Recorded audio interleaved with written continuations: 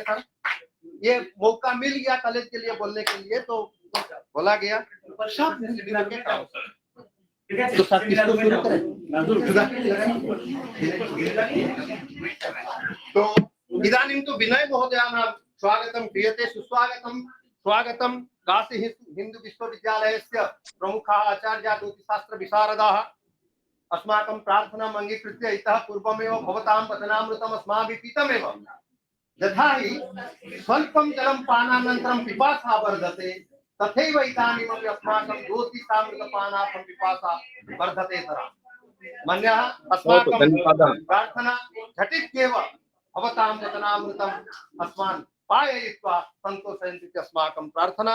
आचार्य विनय कुमार पांडे जी, विनय कुमार पांडे काशी हिंदू विश्वविद्यालय आचार्य।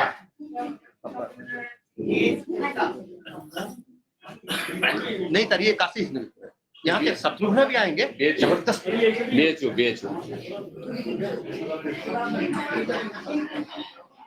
बहुत श्रूयते वा? धन्यवादः, प्रणामः। यस्योदयास्तु समये सुरमुकुट निघ्रिष्ट चरण कमलोपि कुरुतेऽञ्जलिं त्रिनेत्रः सजयति धाम्नां निधि सूर्यः। परम सम्मान्याः कार्यक्रमस्यास्य सभाध्यक्षत्वेन विराजमानाः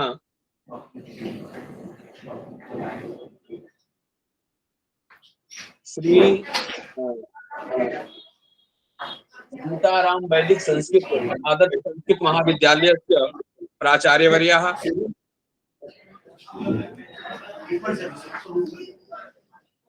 बीज वक्तव्य प्रदानार्थं काशीतः समागताः अस्माकं मित्राणि प्रोफेसर अमित कुमार शुक्लवर्याः, दर्शन शास्त्रस्य निष्णाताः प्रोफेसर अवधेश चतुर्वेदवर्याः, सत्रस्यास्य संचालकाः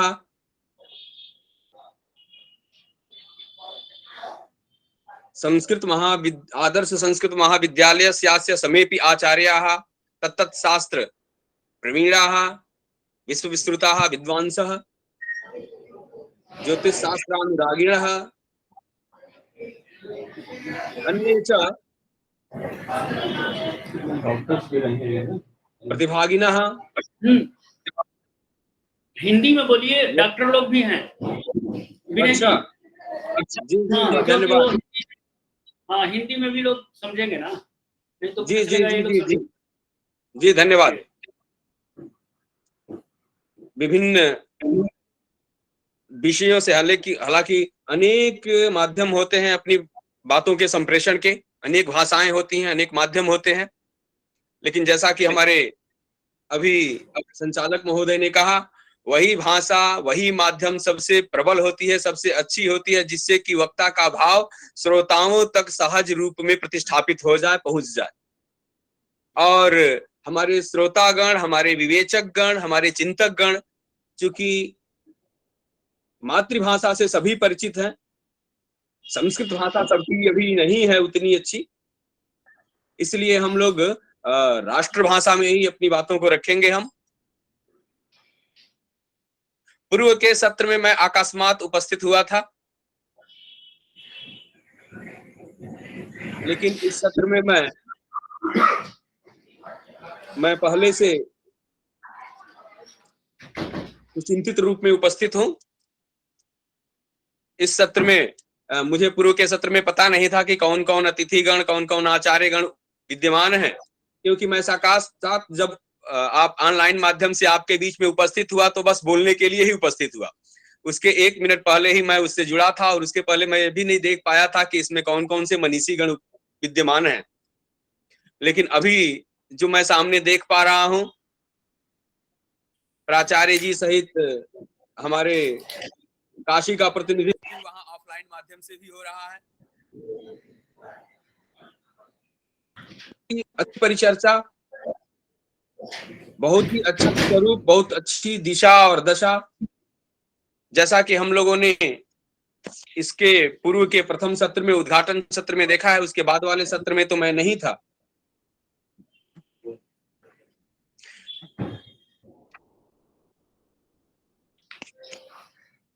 उसके बाद वाले सत्र में तो नहीं था, लेकिन उद्घाटन सत्र में मैं उपस्थित रहा हूं।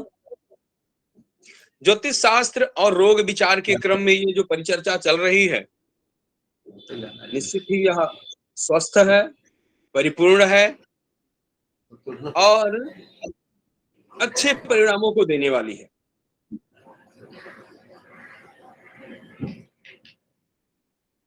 ज्योतिष शास्त्र का जो स्वरूप शास्त्रों में वर्णित है, प्राचीन काल से लेकर के अभी कुछ दिन पहले तक, 100 वर्ष पहले तक जो रहा है, जिस रूप में इसका व्यवहार होता रहा है, वह वर्तमान में कहीं बदलता सा जा रहा है। अवधारणाएं बदल रही हैं, लक्ष्य बदल रहा है, विषय का स्वरूप भी उसी के अनुरूप परिवर्तित होता जा रहा है। हमारे आचार्यों ने बहुत से उपाख्यानों में अर्थकरीच विद्या के नाम से जिस ज्योतिष शास्त्र का वर्णन कहीं कर दिया, जिससे कि वो समाज के लिए आकर्षक हो, वह वर्तमान में बहुशः केवल और केवल उसी अर्थ की अनुगामिनी होकर के रह गई। और ज्योतिष शास्त्र की शायद यही सबसे बड़ी विडंबना है कि हम अध्ययन काल में कुछ और सोच के अध्ययन करते हैं, चिंतन और मनन किसी दूसरे अर्थों में करते हैं, व्याख्यान के समय हमारी दृष्टि कुछ और होती है, और जब प्रयोग में जब हम आते हैं, जब प्रयोग करते हैं, तो हमारी दृष्टि चतुर्थ रूप में परिवर्तित हो जाती है। पढ़ते और पढ़ाते समय जो शास्त्र का मूल उद्देश्य है, वहां पर ज्योतिष एक शास्त्र के रूप में वर्णित है, जो परा और अपरा विद्याओं के समवेत स्वरूप से प्रस्फुटित है,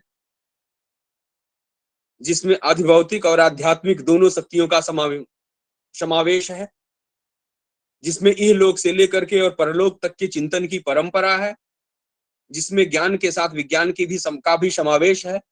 ऐसा शास्त्र आधार है।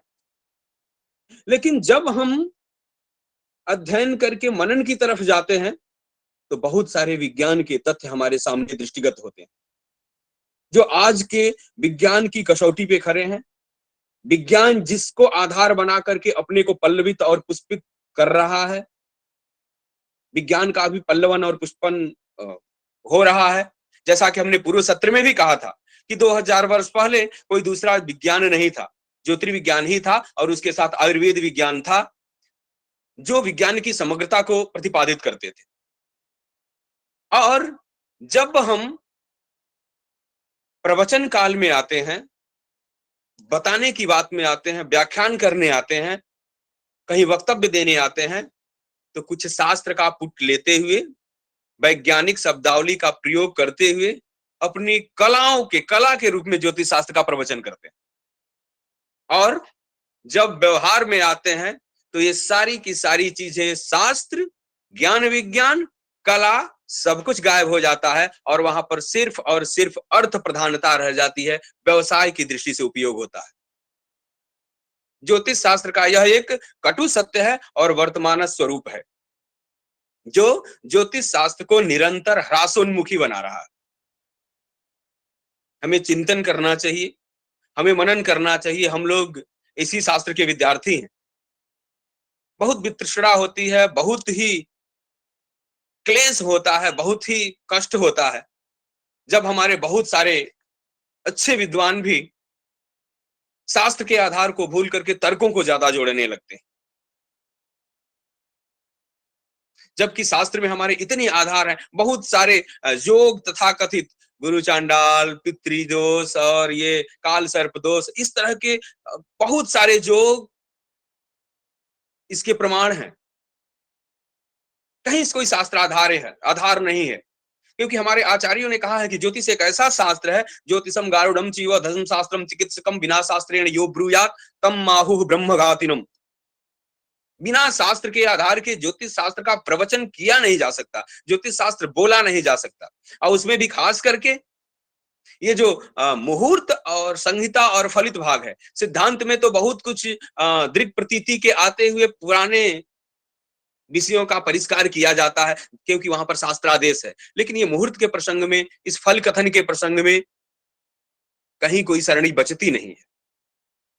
और अगर बचती है, अगर वो चीज घटित नहीं हो पा रहा है, तो इसका अर्थ ये नहीं कि वो गलत है, उसका अर्थ ये है कि हमारी दृष्टि वहां तक पहुंच नहीं पा रही है, हम वहां तक सोच नहीं पा रहे हैं जहां तक हमारे आचार्यों ने कार्य करके और विषयों को प्रतिपादित किया। जो सृष्टि का मूल तत्व है, जिससे सारे सृष्टि की संरचना हुई है, उस सृष्टि के सिद्धांत को ले लीजिए, जो सांख्य दर्शन में भी प्रतिपादित है, उसी को आधार बना करके और हमारे कमलाकर भट्ट ने अस्मात् शुद्ध प्रकृति पुरुषाणाम महानस्य गर्भे अहंकारो खुद, इसकी संरचना की। अथवा वासुदेव परम ब्रह्म तन्मूर्षि पुरुषः परः, ये जो बिग बैंग की थ्योरी का प्रतिपादन सूर्य सिद्धांतकार ने किया, अथवा सूर्य सिद्धांतकार के मत से जो सृष्टि का सिद्धांत है उसको बिग बैंग थ्योरी के रूप में बाद में प्रतिपादित किया गया। और उसमें जो जगत की संकल्पना है, अग्नि सोमात्मकम जगत, वो सूर्य और चंद्रमा के प्रभाव से ही परिलक्षित होती है। सृष्टि की संरचना में सूर्य और चंद्रमा का विशेष योगदान है। सूर्य ही परम ब्रह्म के रूप में ज्योतिष शास्त्र में प्रतिष्ठापित है, सूर्य ही सृष्टिकारक है। इसीलिए हमारे सिद्धांत के एक बहुत प्रमुख ग्रंथ सूर्य सिद्धांत का नाम सबने सुना होगा। अचिंत्या व्यक्त रूपाय निर्गुणाय गुणात्मने समस्त जगताधार मूर्तये ब्रह्मणे नमः करके उनकी स्तुति की है सूर्य की, और बाद में जाकर के उन्हीं को प्रतिपादित भी किया है। ज्योतिष और रोग परिज्ञान के क्रम में बहुत सारी चर्चाएं हुई हैं, प्रथम सत्र में भी हमने बहुत कुछ चर्चाएं की हैं। लेकिन ज्योतिष और आयुर्वेद, ज्योतिष और रोग का जो संबंध है अन्योन्याश्रित है, और एक को लेकर के हम अपनी संपूर्णता की बात नहीं कर सकते, जब जैसा कि हमने प्रथम सत्र में भी कहा था। चाहे वो आधुनिक आयुर्विज्ञान हो, आधुनिक चिकित्सा शास्त्र हो, बहुत हद तक वो सफलता के पास हैं, लेकिन बहुत सारे ऐसे भी विषय हैं जहां पर उनकी भी गति स्थिति अवरुद्ध हो जाती है। वहां से नहीं पता चलता है कि इसके बाद हमें करना क्या है, इसके बाद क्या हो सकता है। हमारे व्यवहार के क्रम में यह भी देखने को मिलता है, उसी ग्रुप का मेडिसिन डायग्नोसिस बन गई, उसी ग्रुप का मेडिसिन अगर कोई दूसरा चिकित्सक देता है तो बहुत लाभकारी हो जाता है, लेकिन कहीं कहीं वही उसी ग्रुप का मेडिसिन खाते खाते रोगी को बहुत दिन भी बीत गए होते हैं। उसमें भी हमारे चिकित्सकों की ग्रह स्थिति, लाभ और हानि, यश और अपयश का क्रम भी जुड़ा हुआ होता है, काल की स्थिति भी होती है, क्योंकि हमारे यहाँ रोगोत्पत्ति से लेकर के और उसके समन तक का काल बताया गया है। और सब में आधार, सबका जो आधार है वो हमारा कर्म है। जैसा कि पहले भी हमने कहा था कि व्याधियां दो प्रकार की होती हैं, जैसा कि ज्योतिष और आयुर्वेद दोनों में हम लेंगे। कर्मणा व्याधिः केचित् दोषजा सन्ति सापरे, और पूर्व जन्म कृतम कर्म व्याधि रूपेण जायते। पूर्व जन्म में किया गया जो आपका कर्म है, वही जो है वो कर्मज व्याधियों के रूप में उपस्थित होता है। पूर्व जन्म के सिद्धांतों को ही लेकर के हम चलते हैं, क्योंकि पूर्व जन्म के सिद्धांत ही हमारे यहाँ सबके कारक हैं, सबके कारण के रूप में विद्यमान है। अगर पूर्व जन्म न हो तो इस जन्म में किसी की स्थिति ही नहीं होगी, क्योंकि कर्म भोग के लिए ही हमें उपस्थित होता है। और जब कर्म भोग पूर्ण हो जाता है, शुभ और अशुभ कर्म आपके समाप्त हो जाते हैं, तो ज्ञानाग्ना खिल पुण्य पापा मनः समाधाय हरौ परेशौ यदि योगिनो यान्ति मृत्युमस्मात् आत्यंतिकम चेतलय। चतुर्था जो चतुर्थ जो प्रलय की बात कही गई है, आत्यंतिक प्रलय की बात कही गई है, परम ब्रह्म में समंजन की जो बात की गई है वो हो जाती है, और जीव जो है वो परम ब्रह्म में समाहित हो जाता है। इसलिए जो हमारा कर्म है, उस कर्म भोग के लिए ही हमें उपस्थित होना पड़ता है। और हमारा जो ये ज्योतिष शास्त्र है, वह ग्रह योगों के आधार पर पूर्व जन्म के कर्मों का योग कराता हुआ ग्रह, राशि, नक्षत्र और भावों के परस्पर संबंध द्वारा हमारे जीवन में उपस्थापित करता है। इसीलिए वहां बनने वाले जो कॉम्बिनेशंस हैं, बनने वाली जो स्थितियां हैं, जो तिथिवार नक्षत्र योग और राशि ग्रहों के संबंध से बनती हैं, उन्हें योग के संबंध से जाना जाता है, क्योंकि हमारे आचार्यों ने कहा कि ये पूर्व जन्म के कर्मों से हमारा योग कराता है। और जितनी भी इस तरह के रोग हैं, जिनको असाध्य रोगों की श्रेणी में लेके चलते हैं, असाध्य के साथ साथ जो जीवन भर हमारे साथ चलने वाले रोग हैं, अंधता है, जैसे अभी हृदय रोग है, इसका पूरी निर्मूलन नहीं किया जा सकता। डायबिटीज है, ब्लड प्रेशर है, अवसाद है, कुष्ठ का जो विकृत रूप है, इन सबों को कर्मज व्याधियों की श्रेणी में कहा गया है और इनके लिए बहुत सारे लक्षण वर्णित हैं। बहुत ग्रंथों को पढ़ने की जरूरत नहीं है। हमने जैसा कहा था कि एक आचार्य हुए वीर सिंह, उन्होंने बड़ा सुंदर एक ग्रंथ लिखा है, वीर सिंहावलोक। बहुत लोगों ने देखा होगा, जो लोग नहीं देखे होंगे वो थोड़ा देखने का प्रयास करेंगे। उसमें कर्म विपाक, ज्योतिष और आयुर्वेद का बड़ा अच्छा वर्णन किया गया। किसी भी एक रोग को आचार्य उठाते हैं, उसका कर्म विपाक देते हैं कि किस कर्म से यह रोग उत्पन्न होता है, फिर देते हैं कि उसका योग, ग्रह योग ज्योतिष में किस तरह से मिलेगा, और फिर उसके उपशमन के लिए आयुर्वेद में कौन सी विधियां वर्णित है, कौन कौन सी द्रव्यों का, कौन कौन सी औषधियों का उपयोग किया जाता है। बड़ा सुंदर प्रतिपादन किया है वीर सिंह ने, वीर सिंहावलोक में।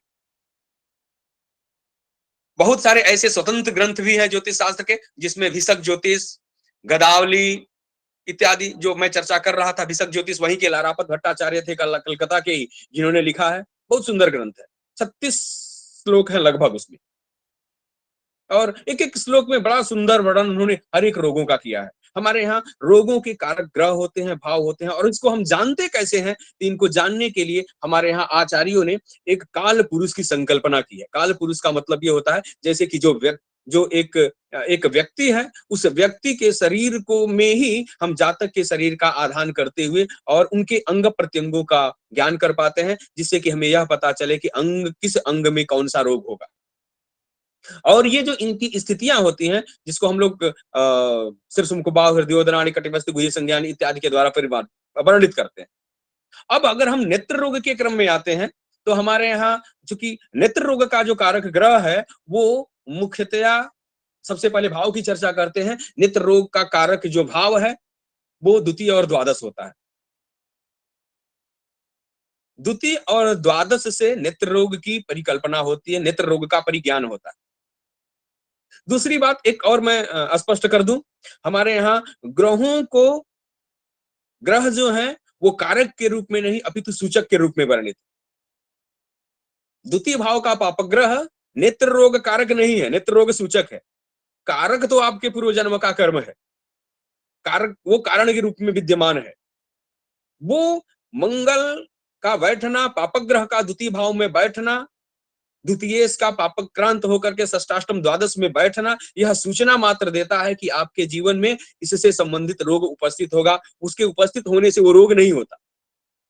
रोग होने का कारण तो पहले से आपने बना लिया है, वो बस वो सूचक है। और उसकी उत्पत्ति भी कब होगी, उसके लिए उनकी दशांतर दशाओं का वर्णन बड़े अच्छे तरीके से आचार्यों ने किया। तो जब हम नेत्र रोग की बात करते हैं, तो नेत्र रोग में इतना विस्तृत शास्त्र है यह, कि इसमें एक एक सूक्ष्मता, अभी आप जाएं आंख के विभाग में, आई डिपार्टमेंट में, तो ऑप्थेल्मोलॉजी में, उसमें बहुत सारे विकार, बहुत सारे उसके विभाग हो चुके हैं। रेटिना का कोई और है, और वो ऊपर के उसका कुछ और है, लेंस का कोई और है, कोई उसी तरह से इतना विभाग किया गया है। इस तरह के विभाग आपके आचार्यों ने भी करके दिखे। केवल नेत्र रोग की परीक्षण, रोग के परिज्ञान की बात नहीं की गई है। वहां पर ये कहा गया है कि नेत्र की आकृति कैसी हुई, नेत्र होगा कैसा, बड़ा होगा, छोटा होगा, नीला होगा, काला होगा, आकर्षक होगा, भयंकर होगा, लालिमा युक्त होगा, उससे नेत्र छोटे होंगे, बड़े होंगे, कि बंद होने बराबर बुदबुद लोचन वाले बंद होने वाले होंगे। बहुत सारे उसके विभाग बताए गए, और ग्रह स्थितियों के परिवर्तन से है सब। और हमारे यहाँ इसलिए है क्योंकि ये जो दो कारक ग्रह हैं, सूर्य और चंद्रमा, क्योंकि यही प्रकाश के कारक होते हैं, इसलिए जो भी नेत्र रोग संबंधी योग बनते हैं, उनमें सूर्य चंद्रमा की एक बहुत महत्वपूर्ण भूमिका होती है। जब आप ज्योतिष शास्त्र के सिद्धांत पक्ष को पढ़ेंगे तो वहां पर केवल सूर्य ही प्रकाशक ग्रह है, और उसके प्रकाश को प्राप्त करके चंद्रमा प्रकाशित होकर के बड़े स्वरूप में दिखता है, बाकी और किसी आकाशस्थ ग्रह नक्षत्र आदि पिंडों में अपनी आभा नहीं होती, अपना प्रकाश नहीं होता। जब भाव के रूप में देखते हैं तो भाव के रूप में जो द्वितीय भाव है और द्वादश भाव है, उसमें भी खास करके द्वितीय भाव से दाहिने नेत्र का और वाम द्वादश भाव से वाम नेत्र का विचार किया जाता है। और इसका कारण यह है कि जो काल पुरुष की संकल्पना है, अब यहाँ पर कहेंगे कि क्यों हम द्वितीय भाव से दाहिने नेत्र का और द्वादश भाव से बाएं नेत्र का विचार करेंगे, क्यों हम सप्तम से पत्नी का विचार करते हैं, क्यों हम चतुर्थ से धन का बंधु का स्थायी संपत्ति का विचार करते हैं, क्यों पंचम से पुत्र और विद्या का विचार करते हैं। तो यहाँ पर बहुत सारी बातें अपने तर्क से जोड़ी गई हैं, हो सकता है वो सत्य भी हो, लेकिन बार बार हमने यही कहा है कि अचिंत्या संति ये भावा न तांतर्किण योजय, जो मैं सोच रहा हूं वही कारण है, ये ऐसा नहीं है। हमारे आचार्यों ने क्या सोच करके लिखा, ये आगम प्रमाण ही इसको पुष्ट करता है, और आगम प्रमाण के द्वारा ही प्रमाणित होता है। हाँ, हम लोग अपनी तर्क शक्तियों से उसे जोड़ करके बहुत जगहों पर व्याख्यायित किए हैं, ऐसा हो सकता है, वो एक पक्ष वो भी हो, लेकिन वही पक्ष है केवल, ऐसा नहीं है, कथमपि नहीं। तो अब ये विचार कि अब इसको विज्ञान की कसौटी पे कसना यही है कि विज्ञान का मतलब होता है फल निरूपण। फल आप देख लीजिए, द्वितीय और द्वादश की ग्रह स्थितियों को देख लीजिए, जो हमारे योग बताए हैं वो कुंडलियों में प्राप्त होते हैं तो देख लीजिए। इसलिए हमारे यहाँ कहा गया है कि प्रत्यक्षम ज्योतिषम शास्त्रम, उसके और किसी प्रयोगशाला में परीक्षण करके हम परीक्षित नहीं कर सकते, लेकिन हमारी जो प्रयोगशाला जो समाज है, जहां समाज में हम कुंडली लेते हैं और वह ग्रह योग प्राप्त होने के बाद से स्पष्ट रूप में जब दिखाई दे देता है, तो ये भी एक प्रामाणिकता है। इस प्रयोगशाला में आप इसका परीक्षण कर सकते हैं। और बिल्कुल डेटाबेस, हम लोगों के यहाँ बहुत सारे ऐसे शोध हुए हैं, अभी शोध चल भी रहे हैं, जिसमें 400-500 कुंडलियां हम लेते हैं, और उन जन्म कुंडलियों में जो ग्रह योग वर्णित होते हैं और जिस संबंधी रोग पर हम लोग शोध कराते रहते हैं, उस संबंधी रोग किन किन कुंडलियों में अब मिल रहे हैं और उनके जीवन में वास्तविक रूप में वह रोग है कि नहीं, उसका आकलन करके और इसका डेटा जो कलेक्ट किया जाता है, उसका जो एक सारणी हम लोग लेते हैं, तब जाकर के परिणाम प्राप्त होता है। और वो आज भी परिणाम प्राप्त हो सकता है, आज उसको देखा जा सकता है। वही हमारा प्रायोगिक पक्ष है, वही हमारा प्रयोग पक्ष है। तो जो ये हमारे यहाँ द्वितीय और द्वादश की जो स्थिति है, एक बड़ा छोटा सा ग्रंथ है, सभी हमारे बच्चों को खास करके छात्रों को देखना चाहिए, जातका अलंकार, बहुत छोटा सा ग्रंथ है। उसमें 2-3 श्लोक हैं षष्ठ भाव से संबंधित। उसमें नेत्र रोग से संबंधित एक श्लोक है, शुक्र सिंधु त्रिकस्थो यदि जनिष तदा प्राप्नुयात अंधकत्वम। बिल्कुल आप इस योग को रख लीजिए, किसी भी कुंडली में आंख बंद करके माने आंख खुलेगी तभी दिखेगा वो ग्रह योग है, लेकिन आंख बंद करके मतलब निसंशय रूप में, बिना किसी संशय के आप किसी को भी बता सकते हैं नेत्र रोग होगा ही होगा।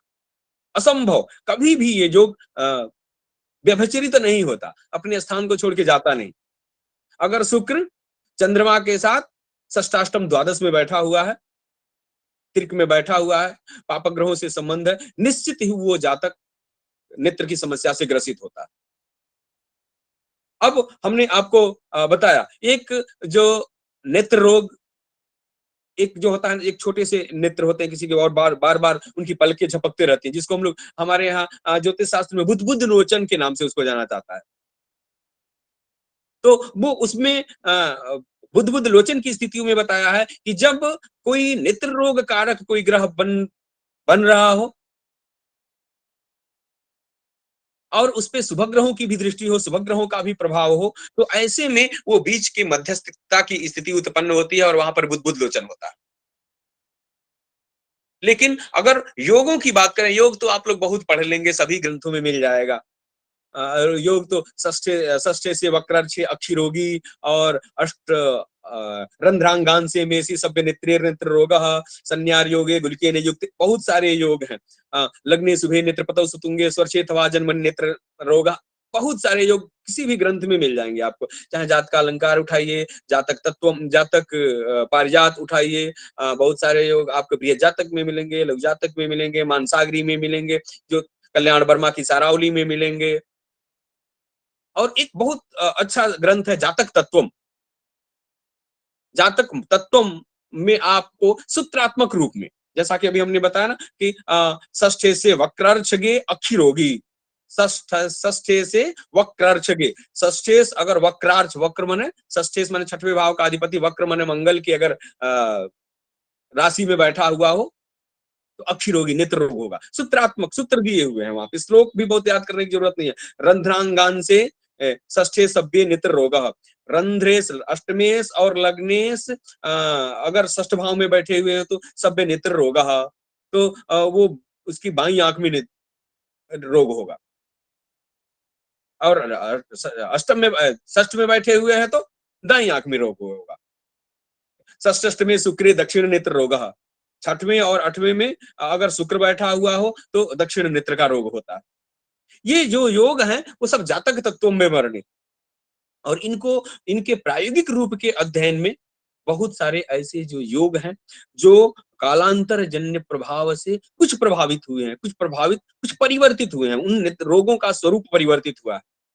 इसके लिए हम लोगों को करना क्या है, इसके लिए एक डेटा कलेक्ट करना है, एक बहुत सारे इस रोग से संबंधित रोगों की जन्म कुंडलियां लेनी आप, और वो भी जन्म कुंडलियां 10, 20, 50 की कुंडली मत लीजिए उससे, क्योंकि स्टैटिस्टिक्स के लोग भी कुछ बैठे होंगे, सांख्यिकी शास्त्र के लोग बैठे होंगे, या जो शोध कार्य से संलग्न है वो जानते हैं कि डेटा जितना ज्यादा होगा आपका रिजल्ट की एक्यूरेसी उतनी ज्यादा होगी आप।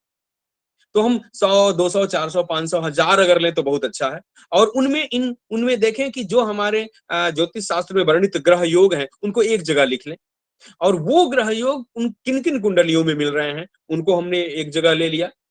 और जिन लोगों की कुंडलियों में ये ग्रह योग मिले, क्या उनको नेत्र की समस्याएं हैं, नेत्र की समस्याएं हैं तो कब शुरू हुई, उनका चिकित्सा क्या कराया, चिकित्सा के बाद लाभ क्या हुआ, चिकित्सा करने के बाद वो रोग पूर्णतया समाप्त हो गया कि अभी है। इन सभी की एक सारणी बनाते हुए बहुत सारे ऐसे योग हैं जो कालांतर जन्य प्रभाव से परिवर्तित होकर के और अभी नहीं दिखाई दे रहे हैं तो आंतरिक तत्व के परिवर्तन के रूप में दिखाई दे रहे हैं। वो नेत्र रोग के कारक तो हैं, लेकिन वो नेत्र रोग के स्पष्ट लक्षण के रूप में नहीं दिख रहे हैं। तो वैसे ग्रह योग भी होते हैं जिसको हम लोग हिडन, एक तो बिल्कुल आंतरिक ग्रह योगों की स्थिति में लिया जाता है। तो ये जो नेत्रकारिता है, जो नेत्र का जो कारकत्व है, द्वितीय, द्वादश और शुक्र, चंद्रमा और सूर्य, खास करके ये 3 ग्रह जो होते हैं वो नेत्र के कारक होते हैं, और नेत्र रोग इनके द्वारा आकलित किया जाता है। उसमें बहुत सारे ऐसे भी योग प्राप्त होते हैं जिसमें है कि ऊपरी पल्ली में रोग होगा, फिर बहुत सारे ऐसे योग हैं कि निचली पल्ली में योग होगा, फिर बताया कि बहुत सारे ऐसे योग होते हैं कि वो कार्नर पे, कोने पे योग होगा, आंख के कोण भाग में योग होगा। बहुत सारे ऐसे नेत्र हैं जो आजकल एक वो है आंख से जो बराबर पानी गिरने का वो योग है, आंख के नाश का योग, अंधत्व का योग, और ये जो रतौंधी बिनौधी वाली बात चलती है जो रात को नहीं दिखाई देता है, ठीक है, वो रतौंधी का योग, ये सारे योग हमारे आचार्यों ने ग्रंथों में वर्णित है। और सिर्फ ग्रह योग ही नहीं वर्णित है, अपितु ग्रह योगों के द्वारा इनका हम निदान करते हैं, डायग्नोसिस करते हैं, क्योंकि हमारे डायग्नोसिस की प्रयोगशाला वही हमारी जन्म कुंडली है, और उन जन्म कुंडली के द्वारा ग्रह योगों के माध्यम से हम डायग्नोसिस, निदान पक्ष उपस्थापित करते हैं कि ये ग्रह योग होगा, इसका कारण ये है। और कारण के बाद निवारण की बात भी कही गई है, और निवारण के क्रम में सबसे जो एक प्रमुख सिद्धांत है, यद धातु कोपजनिता खिल रोग शांत्यै तन्नाथमासु जप तर्पण होम दानई, माने जिस ग्रह के कारण वह रोग परिलक्षित हो रहा है, अथवा जो ग्रह उस रोग का कारक इंगित हो रहा है, उस रोग के, उस ग्रह के जो अधिष्ठात्री देवता हैं, कारक जो देवता हैं, उसके अधि और प्रत्यधि देवता हैं, उन देवताओं की शांति, उन देवताओं की आराधना करने से वो रोग उपशमित हो जाते हैं। एक चीज हम लोग और इस रोग विचार के क्रम में ध्यान देंगे, चाहे कोई भी रोग हो, चाहे मानसिक रोग हो, हृदय रोग हो, अस्थि रोग हो, कोई भी रोग हो, उसमें लग्नेश की बहुत बड़ी भूमिका होती है। किसी भी रोग के निर्धारण में रोग की भूमिका, लग्नेश की भूमिका प्रमुख होती है। लग्नेश के बिना हम रोग की संकल्पना नहीं कर सकते। वैसे तो षष्ठ भाव, षष्ठेश, मंगल और बाकी जब परिवर्तित हो जाएगा, जिस रोग से संबंधित होगा उस ग्रह को संबंधित करते हुए हम रोगों का परिज्ञान करते हैं, जिसकी थोड़ी सी चर्चा हमने पहले भी की थी। स्नायुवस्थित त्वगत शुक्रवशेष मंदा क्रम से जो सभी ग्रहों के जो आंतरिक तत्व बताए गए हैं, उन आंतरिक तत्वों का प्रतिनिधित्व करने वाले ग्रह अपनी नीच स्थिति में, शत्रु भाव की स्थिति में, त्रिकगत स्थिति में, पापारिष्ट पापाक्रांत होने की स्थिति में, पाप दृष्ट होने की स्थिति में, पाप युक्त होने की स्थिति में, अब उन तत्वों की कमी के कारण शरीर के जिस भाव में बैठे हुए हैं उन अंगों में रोग की सूचना देते हैं। लेकिन लग्नेश अगर आपका अच्छा नहीं है, लग्नेश अगर कमजोर नहीं है, तो निदान करने के बाद जो हम उपचार करेंगे वो बहुत प्रभावी नहीं होगा। लग्नेश का मतलब होता है रोग प्रतिरोधक क्षमता। लग्नेश आपके समग्र जीवन का प्रतिनिधि कारक होता है, और लग्नेश मजबूत नहीं है तो आपका इम्यून सिस्टम बहुत मजबूत नहीं होगा। क्यों? क्योंकि पूरे शरीर का प्रतिनिधित्व करने वाला ग्रह है। इसलिए जहां भी लग्नेश निर्बल होता है, वहां पर ग्रह योग कमजोर होने के बाद भी उस योग की प्रबलता दिखती है। क्यों? क्योंकि रोग से जो लड़ने की जो क्षमता है, जो आपका शारीरिक बल है, आंतरिक जो बल है, वही कमजोर पड़ जाता है। तो इसलिए हम लोग जब भी किसी रोग की बात करें, जब रोग के निदान की बात करें, और तो उसमें लग्न को जरूर देखें, और लग्न को देखने के बाद लग्नेश ग्रह को प्रसन्न करने की बात जरूर सोचें। प्रसन्न करने की बात मैं इसलिए कर रहा हूं कि हमारे यहाँ अलग ग्रहों को प्रसन्न करने की ही बात की गई है। अभी आजकल की चिंतन परंपरा में ग्रहों को मजबूत करने की बात की जाती है, और कुछ कुछ तो ऐसे भी ज्योतिर्विद हैं हमारे बीच में बैठे, बहुत सारे विचार कर रहे हैं, जो ये कहते हैं कि जो ग्रह है उसको मजबूत करिए, जो ग्रह कमजोर है उसको करने से क्या फायदा, जो ग्रह मजबूत है उसको और मजबूत करिए। कहाँ से कौन सी सोच लेके आए हो भैया? कोई सरणी ही ऐसी नहीं है अपने यहाँ विचार करने की। अपने यहाँ क्या, हम यहाँ पर बैठे हुए कोई भी व्यक्ति सूर्य को मजबूत कर सकता है, अगर पिंड मानो तो भी, देवता मानो तो भी। देवता मानेंगे तो भी मजबूत नहीं कर सकते, और ग्रह माने तो उस पिंड के साइज को तो बढ़ा नहीं सकते। उसमें जो गैस कमी होगी, हेलियम, ऑक्सीजन और क्या का, वो उस गैस को उसमें फिल तो करके उसको और मजबूत कर नहीं सकते। आध्यात्मिक शक्ति माने तो आध्यात्मिक रूप में उसको कुछ प्रभावित कर नहीं सकते। तो हमारे यहाँ इसीलिए कहा कि ग्रहाणाम मुदे रत्नम धारेत, ग्रहाणाम मुदे शांति कार्य। ग्रहों की प्रसन्नता के लिए करना है। अगर देव तत्व है तो आपकी आराधना से प्रसन्न होगा, और देव तत्व के रूप में प्रतिपादित करते हुए ही हमारे यहाँ सारे विचार की सरणी उपस्थापित की गई, वो देव तत्व ही है। तो इसीलिए, और उपासना किसकी करनी है, प्रसन्न किसको करना है? जो अप्रसन्न है। अप्रसन्न का मतलब कष्टकारक है, अप्रसन्न है तो कष्टकारक है। षष्ठेश गड़बड़ है, द्वितीयेश गड़बड़ है, तो द्वितीयेश गड़बड़ होने का मतलब यह है कि वो द्वितीयेश प्रसन्न नहीं है। देवता के रूप में अगर मानते हैं तो द्वितीय भाव से संबंधित जो तत्व है वो उसकी पूर्ति हमारे शरीर में नहीं हो रही है, तो उसके रत्न धारण की बात की जाती है। तो इसीलिए जो हमारे यहाँ कारक ग्रह है, इसीलिए आचार्यों ने कहा यद धातु को जनिता अखिल रोग शांति तन्नाथ मास जप तर्पण हूं मदाने। जो कारक ग्रह उपस्थित हो रहे हैं उस रोग के, उनसे संबंधित आचार्यों की, उनसे संबंधित ग्रहों की, उनसे संबंधित देवताओं की आराधना हमें करनी है। और आराधना के साथ साथ 3 उपचार का पक्ष हमारे यहाँ आता है, मणि, मंत्र और औषधि। मणि में रत्न धारण की बात की जाती है। अब जब आयुर्वेद शास्त्र में हम जाएंगे तो आयुर्वेद शास्त्र में मणियों के, मणि भस्म इत्यादि के, और धातुओं के भस्म बना करके, स्वर्ण भस्म, रजत भस्म इत्यादि का आयुर्वेद जब समृद्ध रूप में था, जब बहुत प्रभावी रूप में उसकी चिकित्सा मानी जाती थी, तो ये धातुओं का, मणियों के भस्मों के प्रयोग का बहुत बड़ा उदाहरण मिलता है, और उसी से आयुर्वेद शास्त्र का वो जो मूल मंत्र निर्धारित होता है, तो उसके भस्मों के भक्षण के रूप में बताया गया है। ग्रहों की हमारे यहाँ औषधियां बताई गई हैं। तो एक तो मणि है, दूसरा मंत्र। मंत्र का मतलब हमारे मननाथ मंत्र, जो आचार्यों ने मनन करके और अपने आध्यात्मिक शक्तियों के द्वारा जिन मंत्रों का प्रतिपादन किया है, अचिंत्यो है मणि मंत्र औषधि नाम प्रभाव, मंत्रों का प्रभाव अचिंत्य होता है। अगर उसका भी अगर चिंतन किसी को करना है, हम लोगों ने एक प्रोजेक्ट लिया था, आप उसका भी एक प्रयोग कर सकते हैं। आप आधुनिकतम लैब, जहां पर आपके ब्लड सेल्स की एक एक यूनिट को अलग करके और उसमें पाए जाने वाले तत्व और उसमें रोग को बढ़ाने वाले और रोग करने वाले तत्वों की व्याख्या जहां पर हो सकती है जिन ब्लड सेल्स के माध्यम से। किसी भी व्यक्ति का को अगर रोग हो रहा है, उससे रोग से संबंधित है और उस रोग की शांति के लिए जो जप, होम, दान, रत्न धारण बताए गए हैं, उनको करने से पूर्व उन ब्लड सेल्स को लेकर के एनालाइज करिए, प्रयोगशाला में उसका परीक्षण करिए, एक एक तत्वों की आंतरिक व्याख्या करिए और वह मणि मंत्र औषधि का प्रयोग कराने के बाद, औषधि को छोड़ दीजिए, अभी मॉडर्न मेडिसिन के पक्ष को छोड़ दीजिए, मणि और मंत्रों के प्रयोग को कराने के बाद से, जैसे जो व्याप्य रोग हैं लंबे समय तक चल सकते हैं, तो उनमें एक बार तात्कालिक जो इमरजेंसी कंट्रोल करने के बाद से इनमें इनकी चिकित्सा लेने के बाद आप पुनः 1 हफ्ते के बाद ब्लड सेल लेकर के और फिर जब उनका आप परीक्षण करेंगे, जब वो देखेंगे तो परिवर्तन आपको स्पष्ट रूप में दिख जाएगा। खर्च बहुत हो सकता है। तो निश्चित ही अगर हम लोगों को जाना है इसके क्षेत्र में, तो इस परीक्षण विधि को साथ में लेकर के चलना होगा और मणि, मंत्र और औषधि, औषधि के क्रम में औषधि भक्षण का जो है हमारे यहाँ ग्रह औषधियां बताई गई हैं। ग्रह जो है वो इस प्रकृति से संबद्ध है और जितनी भी धातुएं हैं इस प्रकृति से संबंधित है। ये जो पंचभूत हैं उसी से पूरी सृष्टि का निर्माण है, क्योंकि हमारे यहाँ ऐसा कोई अक्षर नहीं है जो मंत्रात्मक हो, ऐसी कोई वनस्पति नहीं है, ऐसा कोई पौधा नहीं है जिसमें वनस्पति गुण नहीं है, लेकिन उसको जानने वाला व्यक्ति ही दुर्लभ होता है। इसीलिए हमारे यहाँ कहा गया अमंत्रम अक्षरम नास्ति नास्ति मूलम अनौषधम अयोग्यः पुरुषः नास्ति योजकस्तत्र दुर्लभः। हमें ये पता होना चाहिए कि आखिर किसका उपयोग कहाँ करना है और इसी को हमारे ऋषियों ने, मुनियों ने, आचार्यों ने अपने ग्रंथों में सूत्रों के रूप में, सिद्धांतों के रूप में प्रतिपादित किया है। तो उनको लेकर के और हमारे जो सिद्धांत बताए गए हैं उनका परीक्षण करना चाहिए और आयुर्वेद और ये ज्योतिष शास्त्र जिसकी बहुसा व्याख्या हम लोगों ने प्रथम में चर्चा की है, दोनों के सिद्धांत एक दूसरे के परिपोषक हैं।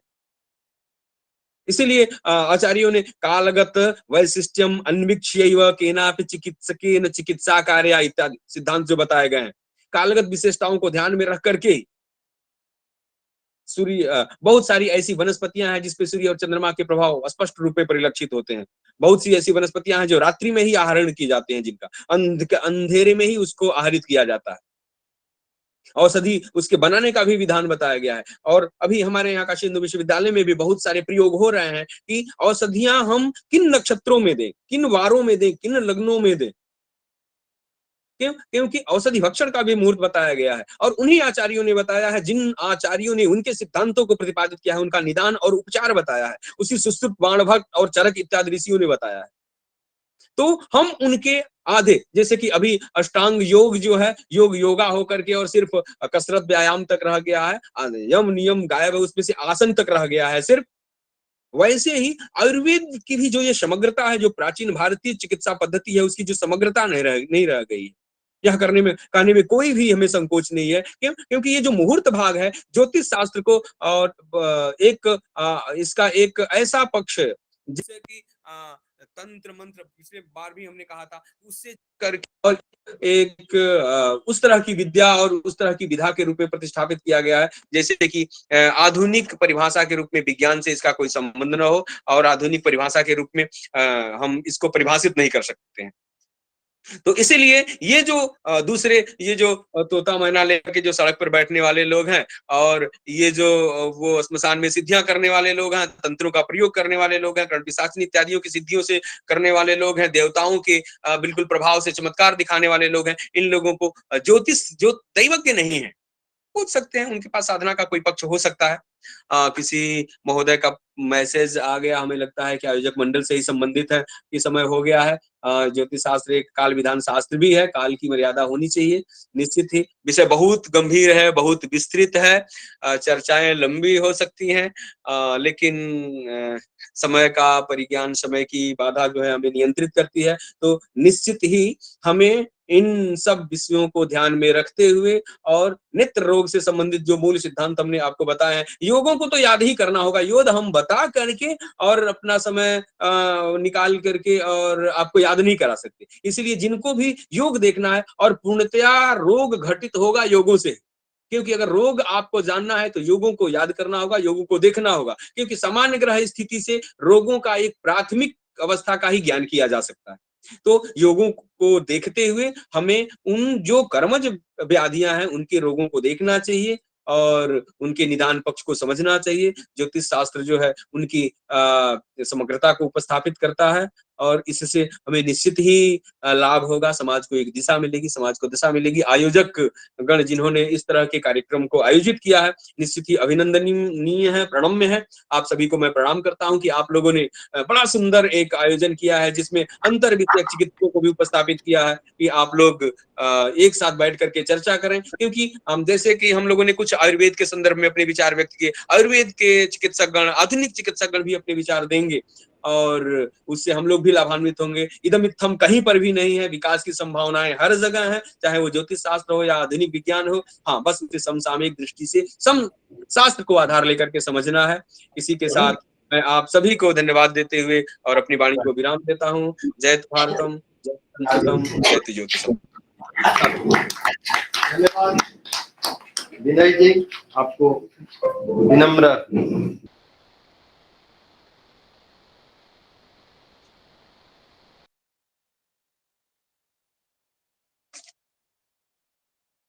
तो वीर सिंहावलोकन ग्रंथ में जो कर्म है, रोग और उसके निदान के लिए एक अच्छे रेफरेंस आप दिए।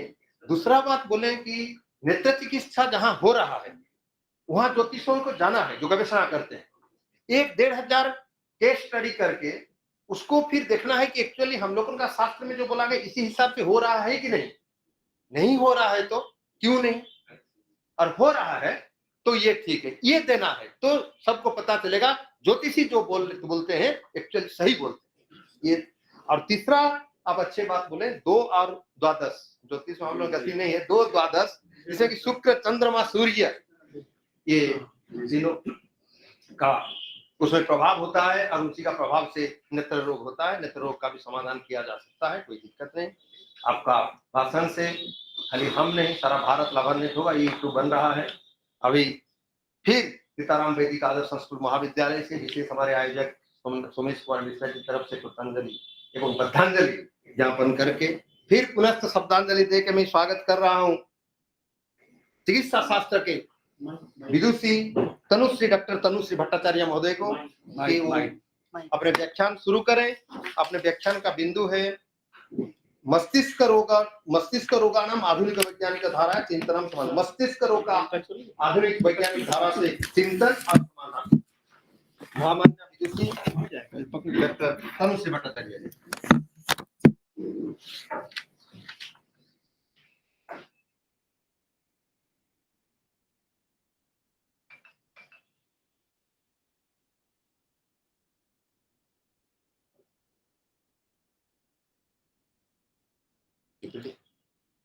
टिप्पणी हो जाता है।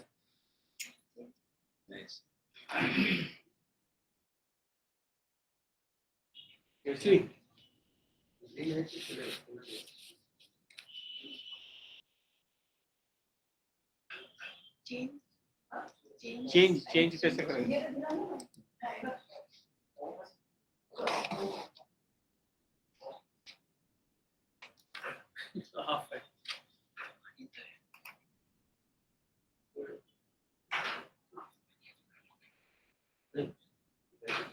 कोई सिलेक्शन कर दीजिए।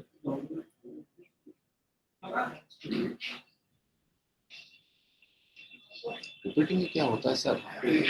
पीपीटी में क्या होता है? एक बाद एक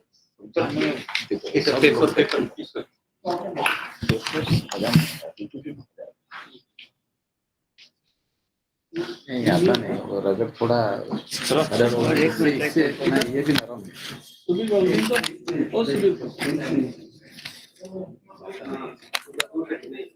आप लोग नेक्स्ट करते जाइए। अच्छा, ये नेक्स्ट बोलेंगे आप बदलते जाइए।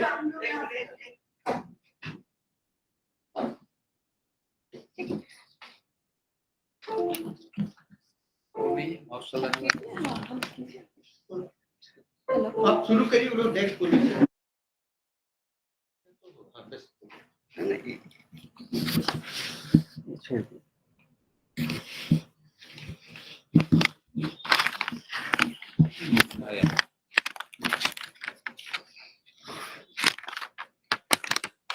সাইডে ক্লিক করলে করবো না। যেটা চাইছে ওই সাইডটা ক্লিক করে আসবে।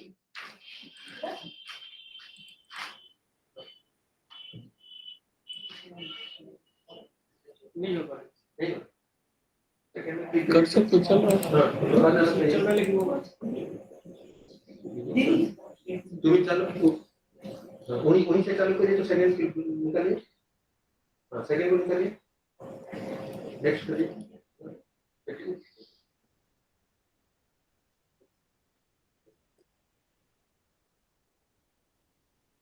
एक काम करते हैं द्विवेदी जी, वो यहाँ पर अगर लैपटॉप ले आया जाए श्यामदा के पास, बस हो जाएगा।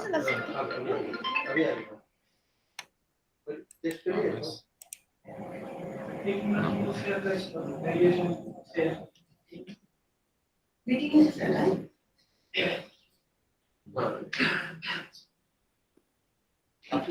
ब्रेन और बॉडी भी अटैच हो रहा है वो। Respected principal sir, and respected delegates, respected teachers of this Pratishthan, and dear students, I hope वो लोग भी मुझे देख रहे होंगे। हाँ, so I am really privileged to be able to share my views and my knowledge in this platform, and thank you to Principal Sirji for giving me this opportunity. So today I will be discussing psychosomatic disorder. Psyche means mind and soma means body. So we cannot separate these two entities. ये दोनों अलग entity नहीं है. They are very much a part of each other. That's why अगर शरीर में कुछ होता है, if there is a problem in our body, it will affect our mind, and if there is a problem in our mind, it will affect our body. So okay. So psychological distresses can worsen or can cause pre-existing disorder because our psyche has power to alter biochemical, physiological, and anatomical structure of any individual. Broadly, there are three general types of psychosomatic disorders. Type 1 is where a patient experiences both physical and mental illnesses, and these illnesses complicate and influence symptoms and management of each other. For example, a person with anger issues also has peptic ulcer, and both things complicate each other. Type 2 is a person experiences psychiatric issues directly as a result of physical illness. For example, a person is having cancer, and as a result of it, he is suffering from depression. And the third is somatoform disorder. That is when psychiatric illness is displayed through physical symptoms without any medical explanation, and the symptoms are severe enough to interfere with a person's social and occupational life. Now, there are various kinds of somatoform disorders. One is somatization disorder. We often use somatoform and somatization interchangeably, but both are not same thing. Somatization disorder is a type of somatoform disorder. What happens is, this is very common type. We get patients with multiple recurrent and frequently changing physical symptoms, usually lasting more than 2 years. And what happens, they visit multiple doctors, they get multiple investigation, but they're never satisfied with any doctor. They take multiple medicines from different prescriptions. And the thing is that after all the investigation, nothing significant comes out. कोई भी कुछ भी नहीं निकलता investigation के बाद. ठीक है. Number 2 is conversion disorder. मतलब patient has at least one neurological problem that is not compatible with the recognized neurological or medical condition. For example, a person, like in this slide, I will show you, a boy who has seen murder suddenly complains that my eyes are not work, I cannot see anymore, I have turned blind. He is not lying. ऐसा नहीं कि वो झूठ बोल रहा है, झूठ नहीं बोल रहा है, उसको सच में दिख नहीं रहा है. Every investigation, every CT scan, eye examination, everything is normal. But the thing is that the boy does not want to see any more murders, and his mind has shut his eyes down. ऐसा नहीं है कि brain नहीं काम कर रहा है या eyes नहीं काम नहीं कर रहा है, ऐसा नहीं, उसका mind ही काम नहीं कर रहा है, उसको दिख नहीं सकता, इसलिए देख नहीं सकता. The third is body dysmorphic disorder. Michael Jackson को तो पता ही है कितने सारे सर्जरी और कितने सारे स्किन लाइटनिंग ट्रीटमेंट करवाए. So that is also very common. क्या होता है कि the person is preoccupied or obsessed with minor or even imaginary flaws of his own body or appearance.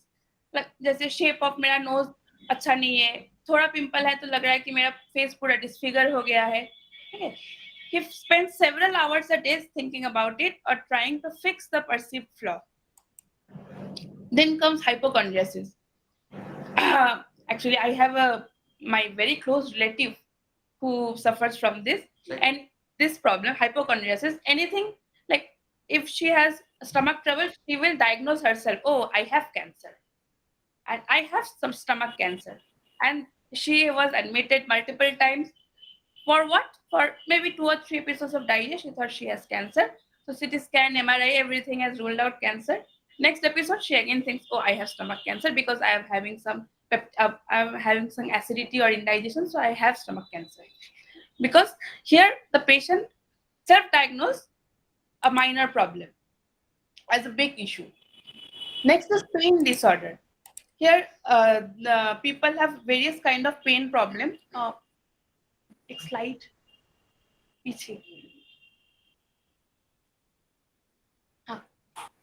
For various kind of headaches, backaches, dizziness, where it cannot be explained why is it happening, or there is no significant medical problems which is actually causing the pain.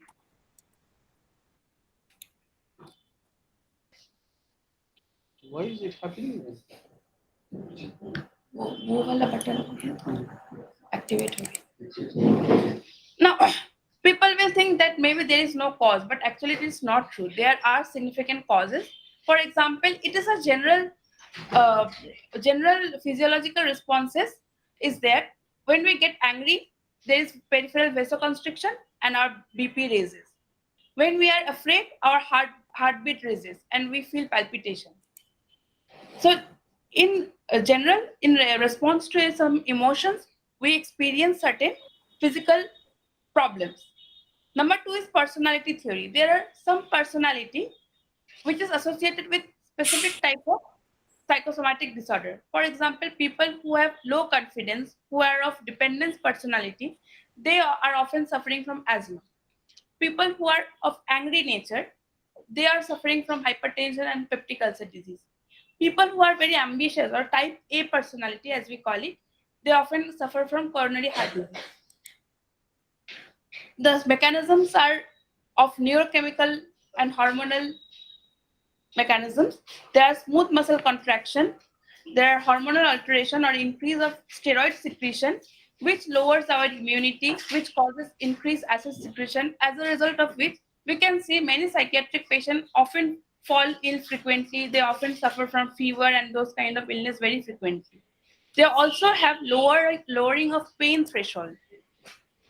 Now, these are certain psychosomatic disorders. I'm not going into details, like bronchial asthma, cardiovascular disease, peptic ulcer, irritable bowel syndrome, ulcerative colitis, migraine. These are very much physical illness, but they are intricately related to psychological stress and distress. Now, coming to the treatment, when a patient comes to us, both pharmacotherapy and non-pharmacotherapy are important. It's not that कि कुछ medicine दे दिया और उसका problem सही हो गया. Medicine के साथ कुछ उपचार वो भी जरूरत है. The first is pharmacotherapy. There are various antidepressants, anti-anxiety drugs, sedatives, and other medicines for specific problems through which we can treat the psychosomatic disorders. Along with that, we also repeatedly urge the patient to adopt some non-pharmacological treatment according to their needs. And in some cases, we cannot advise pharmacological treatment. For example, pregnant mother, small children, we do not advise medicines at all. We always urge them to you take this kind of behavioral therapies or psychotherapy. First is lifestyle modification. For example, dietary changes, physical exercise, quitting of bad habits like smoking, drinking, and behavioral changes that optimize this healing process are very important. Next is relaxation technique and cognitive behavior therapy. There are various kind of relaxation techniques. Relaxation techniques are very important, and these practices help to bring about the body's relaxation response. What is relaxation response? There is slow breathing, low blood pressure, and reduced heart rate. It is just the opposite of stress response. There are clearly demonstrated benefits of relaxation techniques like reducing pain, controlling of anxiety and anger, lowering of BP, improved sleep, and controlling autonomous arousal. For example, exam के पहले किसी को bathroom दौड़ना पड़ता है, toilet जाना पड़ता है, ये सारे we can strain our bowel कि तो ऐसा ना हो कि एग्जाम के या कहीं बाहर जाना होता है उसके पहले ही बाथरूम दौड़ना पड़ता है. I think that is nervous. हाँ, वही तो nervousness. But we can, by relaxation technique, if we master relaxation technique, we can avoid all this. Huh. Now there are so many different types of relaxation technique. Progressive relaxation, then guided imagery, where we encourage the patients to picture scenes or events that are associated with relaxation, like the image of a forest or image of a river. Then there is biofeedback assisted relaxation, where we use electronic gadgets to see how our heart rate, BP, and muscle tension changes in response to stress or relaxation.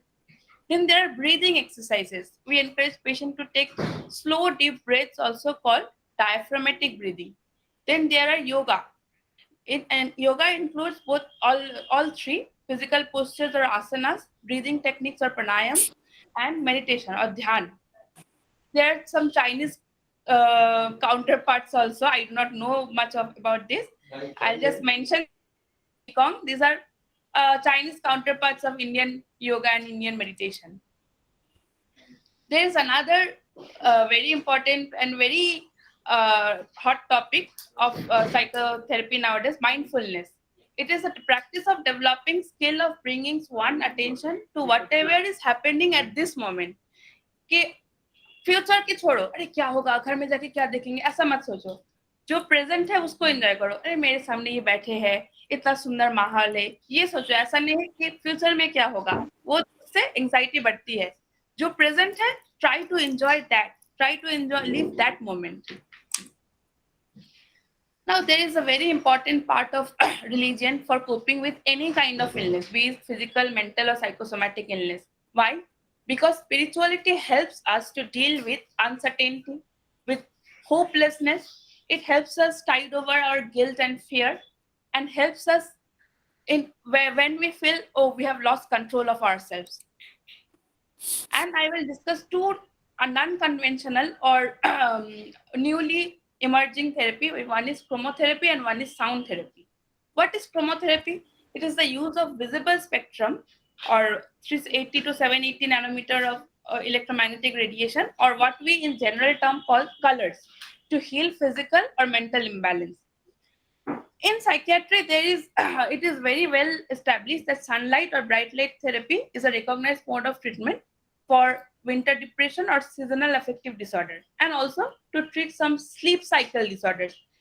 मतलब जो लोग दिन में सोते हैं और रात को जगे रहते हैं, उनके लिए ये डे लाइट थेरेपी दिया जाता है, and it's very effective. Now, chromotherapists claim that likewise, light in the form of color can balance physical, mental, and spiritual energies. In Ayurveda, there is concept of 7 chakras of human body, and New Age Ayurvedic researchers associate each of these chakra with a single color of the visible spectrum, along with the function or bodily system. I will give you very... Seven chakra. Yeah. उसमें दो से चार है, 7 है, 4 है, 6 है, अगर वो 60 चक्र, 60 चक्र से वो अलग है. 4 है, 5 है, 6 है, Brain, heart. 8 है, 32 है, 108. नहीं, सब चक्रों को सहस्त्रार चक्र बोलते हैं. नहीं, वो तो ना, वो अलग है, वो अलग है. वो कारण है, वो कुछ है कि 6 से ज्यादा भी चक्र होते हैं क्या? तो मैंने बताया 4 से लेकर 108. परंपरा को ले. अलग एक सिंपल एग्जांपल देंगे. जैसे हम किसी को स्टिमुलेट करना चाहते हैं तो रेड कलर यूज करते हैं, और सूद करना चाहते हैं. हॉस्पिटल में वॉल्स कभी रेड पेंटेड नहीं होते हैं, ग्रीन पेंटेड होते हैं, ब्लू पेंटेड होते हैं, light green, because they are soothing. We want to soothe the patient. हाँ, इसलिए हॉस्पिटल में वॉल्स या स्क्रीन्स कभी रेड नहीं होते. हाँ, है ना? ना उसमें बहुत इम्पैक्ट है. हाँ? ये तो गेरुआ है. कलर का इम्पैक्ट बहुत होता है. And the next is sound therapy or music therapy. This is also old technique, but psychotherapists are trying to use it in a more developed way. It is based on the theory that all of our life vibrates, including human bodies, and health is affected when a person's healthy resonant frequency is out of balance. Certain sounds relax our mind and muscle, like om, sound of raindrops, gently flowing river, and certain sounds stimulate us, drum beat, clapping, कोई pulsating music, मंदिर का घंटा, हाँ हमको stimulate करता है ना. तो the role of sound therapy and color therapy cannot be denied to rehabilitate or to heal a person. It was used after World War II for rehabilitation of soldiers in USA. Sound therapy. Researches are still now being conducted to use it as alternative therapy in depression, anxiety disorders, autism, and even Alzheimer's disorder. So I will conclude my session here. Just I want to say that we have gathered only a bucket of water from an ocean of knowledge. So let's keep our eyes, our mind, and our ears open. Most important, our mind open to gather more knowledge. Exactly. Thank you. बहुत बहुत धन्यवाद आपको। धन्यवाद। भट्टाचार्य जी लाल colour पहनते हुए doctor खाना में लाल colour use न करने के लिए बोले हैं। हमारे ज्योतिषी सब लाल बिंदी पहनते हैं, तो इसमें नहीं बढ़ेगा। तो चलिए छठ सप्तम चक्र को लेके भी आप बहुत बताएं, ये सब बहुत अच्छे हैं। तो मैं थोड़ा प्रिंसिपल सर को अनुरोध करूं कि थोड़ा कुछ प्रतिस्पंद इनके बारे में दें। मैडम, इसमें पेपर तो खैर बहुत अच्छा था आपका। आपके सब्जेक्ट में मैं कुछ ऐड नहीं कर सकता, लेकिन हमने जो सीखा है हमारे कलीग से, जैसे आपने एग्जाम्पल दिया कि एक उपचार होता है, एक रेमेडी थेरेपी होती है, अब सिडेटिव देते हैं। सिडेटिव देने से आदमी सो जाता है। अब सोने के बाद क्या होता है, नए सेल्स बनते हैं, आपका माइटोसिस, मियोसिस और पता नहीं क्या क्या नए न्यूरॉन्स बनते हैं, पुराने न्यूरॉन्स खो जाते हैं। यहाँ पर मैं ऐड करूंगा, वो शास्त्र तो द्विवेदी जी का है। इन लोगों का मानना है, जैसे हम लोग साइकोसोमैटिक डिजीज की बात कर रहे हैं, जिसको हिंदी में हम लोग मनोरोग कहते हैं, मन। तो मेडिकल साइंस के पास सबसे बड़ी समस्या ये है कि मन का चिकित्सा करना है और ये पता नहीं है कि मन बनता कैसे है। ये एक बहुत बड़ी समस्या है। ये हमारे शास्त्रों में है, इसका शास्त्रों में है कि जो आपके पंच तत्व हैं, इनका जो सात्विक अंश है, वो द्विवेदी जी ज्यादा अच्छा बताएंगे। इनका जो जैसे पृथ्वी, जल, वायु, अग्नि, इनका जो सात्विक अंश है, उससे मन बना। सो टेक्सचर जो है उसका, वो सात्विक है। जो जिस चीज से बनता है उसका भोजन भी वही है, तो उसको भोजन चाहिए। और सारा दिन वो राजसिक और तामसिक एक्टिविटीज हमारे मन का, जिसमें सात्विक अब कुछ भी नहीं रहा। जो पहले स्टडी करिकुलम में ध्यान और मेडिटेशन और प्राणायाम ये सब पहले हुआ करता था, ये सब तो खत्म हो गया। तो अब उसको खाना नहीं मिल रहा है। अब जैसे बच्चे को भूखा है बच्चा, और आप उसको कहें कि खाना न दें और कहें कि चंदा मामा को देखो, थोड़ा देर तो देखेगा, वो सिनेमा हॉल चला गया, आइनॉक्स चला गया, और पता नहीं कहाँ कहाँ चला गया, लेकिन लौट के आएगा तो फिर भूख लगेगी। तो उसका मेडिकल साइंस ने उपाय निकाला कि उसको सुला दो। नया सेल्स जब बनेगा, नया सेल्स को उन लोग कहेंगे ब्रह्म। मैं तो बुद्धिस्ट हूँ, मैं ये सब टर्म का यूज नहीं करता हूँ, लेकिन उन लोग बोलेंगे उसको कि ये ब्रह्म है, ये सात्विक है, ये सत्व का स्वरूप है। तो जहां सत्व आया, ये समस्याएं खत्म हुई। तो अगर ये दोनों विज्ञान, आपका मेडिकल साइंस और उनका वेदांत या जो भी सिस्टम और भी होगा, ये अगर पास आए और इस चीज को अग्री करें कि एक अनिवार्य अंग होना चाहिए, जैसे कि आपने दिया माइंडफुलनेस, माइंडफुलनेस को ही इनके सिस्टम में विपස්සना या सतिपट्ठान कहते हैं। उसमें कायानुपස්සना, चित्तानुपස්සना, वेदनानुपස්සना, धम्मानुपස්සना, मतलब ये एक क्रम है कि आप काया के प्रति आप सजग रहिए। वेदना फीलिंग्स आ रहा है, सुखा वेदना, दुखा वेदना, सोमनस वेदना, दोमनस वेदना, उपेक्षा वेदना, इतने तरह 5 तरह की वेदनाएं हुई। तो इन वेदनाओं को देखना, यही माइंडफुलनेस इनके शास्त्र में है। आपके शास्त्र में भी माइंडफुलनेस है।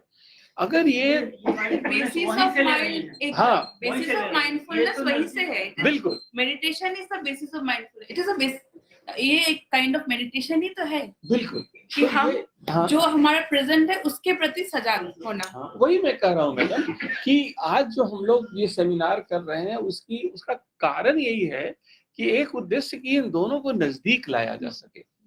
आपके मेडिकल सिस्टम में जो कह रहे हैं, तो अगर मेडिकल प्रैक्टिशनर्स ये कहें कि विपස්සना करो, तो शायद अब तो शायद कहने लगे हैं, अब कहने लगे हैं। हम लोग तो रेगुलरली ही बोलते हैं मेडिटेशन एंड माइंडफुलनेस। अगर ये बताएं कि देखो तुम ये नींद की गोली खाओगे या कोई सुबह में ध्यान करोगे जिससे कि तुम्हारा की सत्व जागृत होगा या सत्व से भरेगा तुम्हारा सेल्स, तो शायद दवाई की जरूरत ना पड़े। तो ये नहीं समझेंगे, लेकिन ये ध्यान को जरूर कह देंगे कि ये ध्यान हाँ, करिए जिससे आप रिलैक्स हो। हाँ, मैं चाहे रिलैक्स होना, हाँ, मैं शब्द के टर्म पे नहीं जा रहा हूँ। टर्म कुछ भी हो सकता है, टर्म उसको आप जो भी दे दे, लेकिन ये बहुत अच्छा लगा मुझे। योगा, मेडिटेशन, ये सब टाइप ऑफ रिलैक्सेशन थेरेपी तो है। अब ये देखिए ना, आपने जो बताया जो हम- साउंड थेरेपी, साउंड थेरेपी में जो आप लोग मानती हैं कि वो नाइट्रस ऑक्साइड या नाइट्रिक ऑक्साइड शायद प्रोड्यूस करता है, वो रेजोनेंस कॉलम, जिसको कि इन लोग नाद बोलते हैं, कि इसे ओम को बोलते हैं तो अ उ म, तो ये रेजोनेंस कॉलम जिसको फिजिक्स में हम लोग पढ़ते थे, बैलेंस में लाता है। बैलेंस में लाता है, वो रेजोनेंस कॉलम N2O प्रोड्यूस करता है, नाइट्रिक ऑक्साइड, नाइट्रस ऑक्साइड, और वो हैप्पी हार्मोन्स बनाता है, आपका एंडोर्फिन, ऑक्सीटोसिन, सेरोटोनिन, डोपामाइन, ये सब बनाते हैं। तो मुझे लगता है कि ये बहुत अच्छा हुआ कि हम लोगों ने एक वैज्ञानिक स्वरूप को भी जाना, क्योंकि दूसरा पक्ष तो हम लोग जान रहे हैं। द्विवेदी जी से हम लोगों ने मन को तो सीख लिया कि बनता कैसे है, लेकिन इधर वाला जो है ये मिल जाने से यही इस सेमिनार का उद्देश्य था। और मैडम बहुत बहुत धन्यवाद कि आपने हम लोगों के उद्देश्य की पूर्ति की है। बहुत बहुत धन्यवाद मैडम। नितम से सारम सोफी बात नहीं था। धन्यवाद प्रिंसिपल सर। हमारे संस्कृत में कहते हम लोग पहले से ही बताए थे कि हैं नितम से सारम से बच्चों की ज्ञान बात का नहीं। आधार थोड़ा बोलना। थोड़ा बोलो, अच्छा प्रैक्टिकल से ज्यादा पढ़ते हैं। हम लोग शास्त्र पढ़ते हैं, लेकिन उस शास्त्र को मानव जीवन में कैसे लगाया जाए, वो सही ढंग से किसी की मन की सेल जो बोले ना, हम लोग रिलैक्सेशन जो बोलते हैं, रिलैक्सेशन में क्या सेल की जरूरत है, उससे कैसे आता है। द्विवेदी जी से सुन के द्विवेदी वेदांती है, लेकिन उनसे जो लेना है फिजिक्स में डाल दिए। फिजिक्स में डाल के डॉक्टर मैडम को भी पढ़ा लिया कि चलिए ऐसे होने से ये होगा। तो इसीलिए साल के चरण में तो टाइम आ गया अमित भैया से बात सुनने के, अमित सर से। तो भाई साहब को हम प्रार्थना करें, हिंदू सेम है, मस्तिष्क रोग विमर्श समाधान। मस्तिष्क रोग के विषय में डॉक्टर मैडम ने बहुत अच्छे और आप भी ज्योतिष शास्त्र को थोड़ा सा बहुत सही तरह से जानते हैं, सरस्वती विक्रम सर। तो आगे हम लोग बढ़ाए, टाइम भी धीरे धीरे बढ़ रहा है। सर को अनुरोध करें अध्यक्ष के भाषण के साथ उनकी वक्तव्य उपस्थापन। हाँ, मूकं करोति वाचालं पंगुं लंघयते गिरिं यत्कृपातमहं वन्दे परमानंद माधवम्।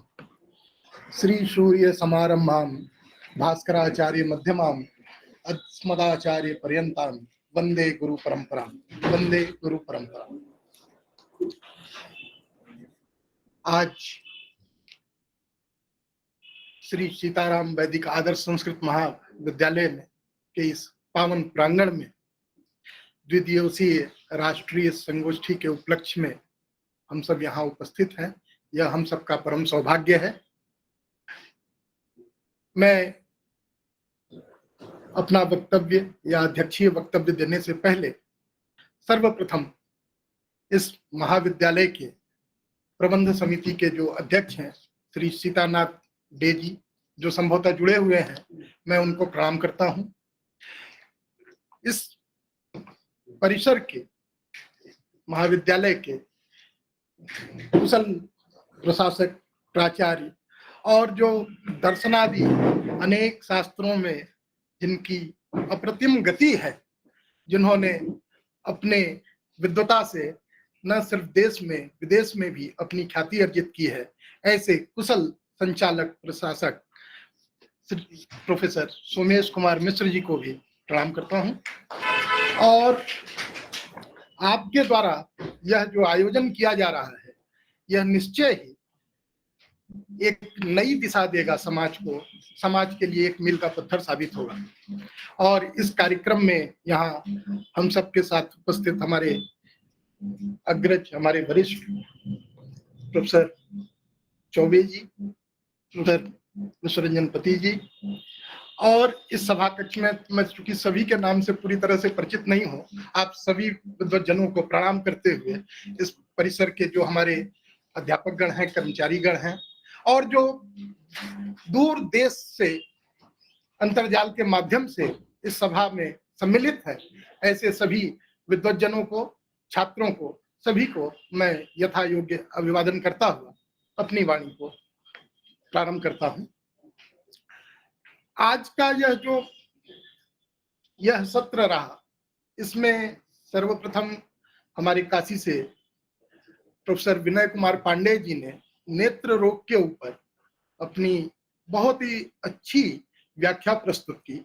उन्होंने विभिन्न योगों को बताया, साथ ही समाज में जो ज्योतिष के माध्यम से अलग अलग तरह के व्यापार चल रहे हैं या जो उसमें कुरीतियां आ गई हैं, उनके ऊपर भी उन्होंने विस्तृत रूप से प्रकाश डाला। और सुबह के सत्र में और अपने इस वक्तव्य सत्र में उन्होंने काफी अच्छा विचार अपना प्रस्तुत किया, मैं उनका धन्यवाद करता हूं। दूसरे वक्तव्य के रूप में जो वक्तव्य हुआ वह डॉक्टर तनुश्री भट्टाचार्य जी का था, जिन्होंने साइकोमैटिक डिसऑर्डर के ऊपर अपने गंभीर विचार रखे और एक सारभूत रूप में जो आज का आधुनिक हमारा चिकित्सा जगत है, चिकित्सा शास्त्र है, वह किस प्रकार से साइकोमैटिक डिसऑर्डर को लेता है और वहां उनके क्या उसके उपचार की पद्धतियां हैं, क्या विधियां हैं, इनके विषय में उन्होंने अपने विचार रखे। क्योंकि मेरे भी शोध पत्र का विषय मनोरोग से ही संबंधित था, तो मैं अब कुछ बातें अगर अनुमति हो आचार्य जी की तो मैं रखना चाहूंगा। क्योंकि जैसा हम सभी जानते हैं, हमारे यहाँ हम लोग एक सामान्य व्यवहार में कहते हैं कि सुख क्या है। आज हम सब देख रहे हैं भोगवादी संस्कृति है और हर एक व्यक्ति की चाहत है कि हमको सुखी होना है, सुख चाहिए। तो भर्तृहरि ने तो 6 सुख बताए, वो अपनी जगह है, लेकिन हम जब समाज में आते हैं तो सबसे पूछते हैं तो क्या है, तो लोग कहते हैं पहला सुख निरोगी काया। शरीर अगर हमारा स्वस्थ है तो हम सबसे ज्यादा सुखी हैं, क्योंकि इस शरीर के सुखी हुए बिना अन्य सुखों का उपभोग करना संभव नहीं। और जब हम अपनी सनातन पद्धति में आते हैं, वहां देखते हैं कि यहाँ हमारी क्या है, धर्म है हमारे लिए। तो धर्म का भी पहला माध्यम क्या है, तो आप सुनते हैं कि शरीर माध्यम खलु धर्म साधनम। तो शरीर वहां भी चाहिए, चाहे सुख लेना हो चाहे धर्म करना हो। तो सुख जो है हमारी और धर्म दोनों की चाहत के लिए हमको शरीर को सुखी करना पड़ेगा, शरीर को ठीक रखना होगा। तो शरीर में जो हमारे ये जो रोग हैं, इनसे बचाव हो, इसके लिए कई तरह की प्रक्रियाएं हैं। और वस्तुतः पहले जब हम देखेंगे, विचार करेंगे कि आखिर ये रोग होता ही क्यों है, क्योंकि हमारे यहाँ तो एक परंपरा है, हेयम दुखम अनागतम, जो दुख नहीं आया है उससे भी हम अपने आप में उसको दूर करें। तो उसके लिए उपाय है कि हमारा यह ज्योतिष शास्त्र, और वह विचार करता है हमारे कर्मों का। और हमारे यहाँ जो कर्म है, यह माना जाता है कि केवल हम एक जन्म में नहीं, पुनर्जन्म में विश्वास रखते हैं। अनेक योनियां हैं, अनेक जन्मों के कर्म होते हैं। तो उन पूर्व जन्मार्जित जो कर्म है, या दूसरी तरह से जैसा अभी अन्य वक्ताओं ने भी कहा कि त्रिविध कर्म है, कि संचित, प्रारब्ध और क्रियमाण, तो इन तीनों का जो विवेचन है उसके माध्यम से भी हम वह रोग के ज्ञान के लिए उसको करते हैं। तो ये तो एक सामान्य सी बात हुई।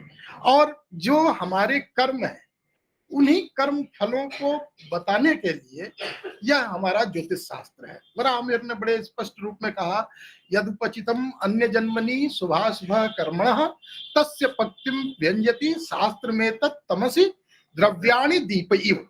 यह जो हमारे पूर्व जन्मार्जित जो कर्म है, उनको यह शास्त्र ऐसे ही दिखा देता है, उनके फल की जो पक्ति है, उनका जो फल है, जो जैसे हम अंधेरे में किसी दीप के माध्यम से पदार्थों का ज्ञान करते हैं। तो इसी क्रम में जब हम ज्ञान करने चलते हैं तो हमारे आचार्यों ने एक पूरी पद्धति बना रखी है। जैसे विज्ञान में एक व्यवस्था होती है कि एक एक चरण बने हुए हैं कि इस क्रम में हम चलेंगे तो एक एक स्टेप आगे बढ़ते जाएंगे और वहां से हमको चीजें ज्ञात हो जाएंगी। तो ऐसे ही ज्योतिष शास्त्र में हमारे जो ज्ञान के साधन है, जो माध्यम है, वह मुख्य रूप से जन्म कुंडली है। और उस जन्म कुंडली में एक पदार्थ है राशि, एक पदार्थ है ग्रह और एक पदार्थ है भाव। इन तीन के सम्मिश्रण से ग्रह, राशि और भाव, इनके माध्यम से हम कुछ भी जान सकते हैं। अगर हम शास्त्र की धारा को जानते हैं, समझते हैं, तो हम उससे जान सकते हैं। तो यह जो हमारा ज्योतिष शास्त्र है, ये क्या किया इन्होंने, आचार्यों ने, कि पहले राशियों को पूरे शरीर के अंगों में बांटा। आप जो लोग ज्योतिष के हैं वो जानते हैं, शीर्ष मुख बाहु हृदयो दराणी कटिबस्ती गुह्य संज्ञानी उरुजानु जंगे चरणाविति राशयो अजाद्या। अजाद्या मेषादि क्रम में यह शरीर के सिर से लेकर के पैर तक 12 राशियों को 12 भागों में बांट दिया। ऐसे ही 12 भावों को शरीर के 12 हिस्सों में बांट दिया और उसके बाद ग्रहों को भी शरीर पे उनका अधिकार बता दिया। अब इन तीन चीजों को बताने के बाद उन्होंने सूत्र वाक्य दिया कि सद सद ग्रह संयोगा पुष्टाह सोपद्रवास्ते च। अर्थात जो भाव, जो ग्रह, जो राशि सद ग्रहों से, शुभ ग्रहों से दृष्ट है, वह तो पुष्ट होगा, और जो भाव, जो राशि असद ग्रह अर्थात पापक ग्रहों से युक्त है, वहां पर कष्ट होना है। तो यह जो सद और असद ग्रह की व्याख्या है, इसको आचार्यों ने अलग से भी बताया। उन्होंने शुभ ग्रह भी बता दिए और पापक ग्रह भी बता दिए। इस प्रकार से एक सरणी हो गई। अब यह है कि जो हम ये देख लेते हैं, अब इसके बाद उन्होंने कहा कि इसको हम देखने के लिए कुछ निश्चित योग बनाए। तो योग में उन्होंने अलग अलग योग, चूंकि समय बहुत ज्यादा हो चुका है इसलिए मैं पूरा ये पढ़ूंगा नहीं, एक दो योग आपको केवल कहूंगा। जैसे पहले तो एक सिद्धांत के रूप में उन्होंने ये कहा कि रोग का विचार कैसे करें हम कुंडली में। तो रोग के विचार करने के लिए वहां उन्होंने कहा, मंत्रेश्वर ने फलदीपिका में, कि रोगस्य चिंतामपि रोग अभाव स्थितैः ग्रहैर्वा व्यय मृत्यु संस्थैः रोगेश्वरेणापि तदन्वितैर्वा द्वित्र्यादि संवाद वसाद वदन्तु। जो ग्रह और राशि और भाव है, इनके तीनों का जो उन्होंने कहा कि संवाद करके, अर्थात इनको सापेक्ष रूप में देखना है। और जो 6, 8 और 12 मुख्य रूप से यही 3 भाव है, छठा भाव, 8वां भाव और 12वां भाव, जो कि रोग के कारण रूप में कहीं ना कहीं प्रकट होते हैं। और इन सबके साथ लग्न भी समाहित है। यहाँ नहीं कहा उन्होंने, लेकिन अन्य जगहों पे तो लग्न, लग्नेश, षष्ठेश, अष्टमेश और द्वादशेश, इनके माध्यम से रोगों का विचार किया जा सकता है। और इनमें भी जो पापक ग्रह है, अब अगर हम जैसे मनोरोग पर आते हैं तो पहले ये देखिए कि मनोरोग उत्पन्न क्यों होता है या क्या है, कैसे है। तो जैसे हम आज समाज में एक बहुत अच्छा शब्द बार बार आप लोग सुनते हैं कि जैसे हमारा होता है इमोशन, जिसको हम कहते हैं भावना। वह जब भावनाएं या इच्छाएं जो हमारी हैं वह जब ज्यादा हमारे ऊपर प्रेशर डालती हैं या उनकी अधिकता होती है तो हमारे अंदर आता है टेंशन, तो उससे हमारा तनाव बढ़ता है। और जब हम टेंशन को नहीं समझ पाते हैं तो हमको हो जाता है फ्रस्ट्रेशन, जिससे कि अवसाद की स्थिति उत्पन्न हो जाती है। और जब इन तीनों को नहीं झेल पाते हैं तो हम चले जाते हैं डिप्रेशन में।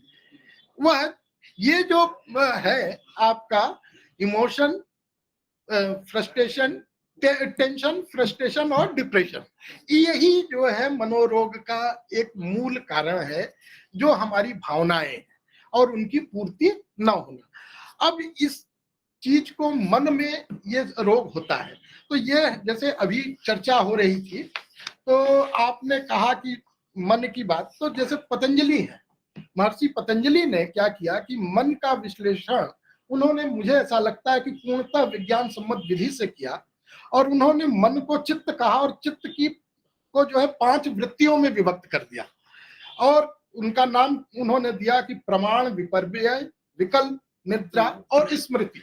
ये 5, और उन्होंने इन 5 उसको जो है उन्होंने वहां 9 प्रकार के मानसिक विकारों का जो है उल्लेख किया।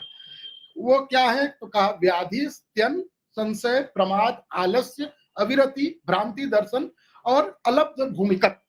ये मन में जो है 9 प्रकार के विकार उत्पन्न होते हैं। यही जो 9 विकार है, इन्हीं के माध्यम से कहीं ना कहीं ये उन्हीं मनोरोगों की श्रेणी में ये सारी चीजें आती है। और जब पाश्चात्य हम आते हैं धारा में, तो यहाँ इन्होंने क्या किया कि पाश्चात्य जो चिकित्सा जगत है, मनोवैज्ञानिक है, वो मन को 3 स्तरों पर मापते हैं। वो कहते हैं कि सचेतनावस्था, जिसको कॉन्शियस स्टेट बोलते हैं, अवचेतनावस्था, सब कॉन्शियस स्टेट, और अचेतनावस्था, अनकॉन्शियसनेस। तो ये जो 3 अलग अलग स्थितियां हैं, यह भी मनोविकारों के अलग अलग स्तर के दिखाती हैं। और जो विदेशों में, जैसे आप लोगों ने कुछ नाम सुने होंगे, फ्रायड का है, अल्फ्रेड एल्टर का है, सीजी जुंग इत्यादि जो है, इन लोगों ने मनोरोग के कारणों पे जो है गहन शोध जो किया और ये पाया कि ये जो हमारी मनोवृत्तियां हैं वह मनोरोगों का कारण है, उसमें मनोरोग आ जाता है। अब ज्योतिष के क्षेत्र में जब हम आएंगे तो बाकी हमारे वक्ताओं ने, जैसे विनय जी इत्यादि ने भी कहा कि 2 प्रकार से रोग है, अदृष्टजन्य है, दृष्टजन्य है, कर्मज है, दोषज है इत्यादि, ये सारी चीजें हैं। तो इसमें जब हम आते हैं मानसिक रोगों के लिए, तो मानसिक रोगों के लिए जो है, अच्छा एक चीज और इसमें बता दें कि एक और सरणी है ज्योतिष में जो हम लोग प्रयोग करते हैं, वह है भावात भावपतेश्च कारक वसात तत्फलम चिंतयेत्, और दूसरा भावात भावम विचारेत्। तो इसी तरह से जैसे हमने षष्ठ से किया, तो षष्ठ से जो षष्ठ है, अष्टम से अष्टम है, और जो है द्वादश से द्वादश है, तो इस प्रकार उनका भी योग होता है। और एक जब हम आएंगे तो देखिए, आत्म कारक ग्रह जो है सूर्य है और मन का कारक ग्रह जो है चंद्रमा है। और यही कारण है कि चंद्रमा चूंकि जलीय तत्व है, तो जिन व्यक्तियों का चंद्रमा कमजोर होगा, निश्चित रूप से उनकी मानसिक स्थिति भी जो है बहुत अच्छी नहीं होती है। और आप प्रत्यक्ष इसका, जैसे ग्रहों का मानव पे प्रभाव की बात जब होती है, तो हम लोग देखते हैं कि जो समुद्र में ज्वार भाटा उठता है वो चंद्रमा की कलाओं के अनुसार वह भी घटता बढ़ता है। तो ठीक वैसे ही मानव मस्तिष्क में भी जो चंद्रमा की कलाएं घटती बढ़ती हैं, तो जो मनोरोगी होते हैं उनके रोग में वृद्धि और न्यूनता आती है। इसी तरह से तो अब जब हम योगों की बात करते हैं, तो जो मुख्य रूप से मनोरोग योग देने वाले हैं वह है ग्रह, वह है शनि, मंगल, सूर्य और चंद्रमा तो है ही। और उस पर सबसे ज्यादा जब इन 3 ग्रहों पर, शनि, मंगल और सूर्य पर राहु और केतु, इनका कहीं ना कहीं से प्रभाव हो या इनका साहचर्य हो चंद्रमा के साथ ही हो, तो निश्चित रूप से ये क्या करते हैं कि व्यक्ति को मनोरोगी बनाते हैं। इसी प्रकार से अब इसमें किन भावों की मुख्य भूमिका है, तो सबसे ज्यादा आप देखेंगे पंचम और सप्तम, इन 2 भावों पर जब भी शनि मंगल का प्रभाव होता है तो व्यक्ति कहीं ना कहीं से मानसिक रूप से जो है वह परेशान होता है अथवा उसको मानसिक रोग होते हैं। इसी प्रकार से बहुत ढेर सारे योग हैं, मैं उन सबको छोड़ देता हूँ।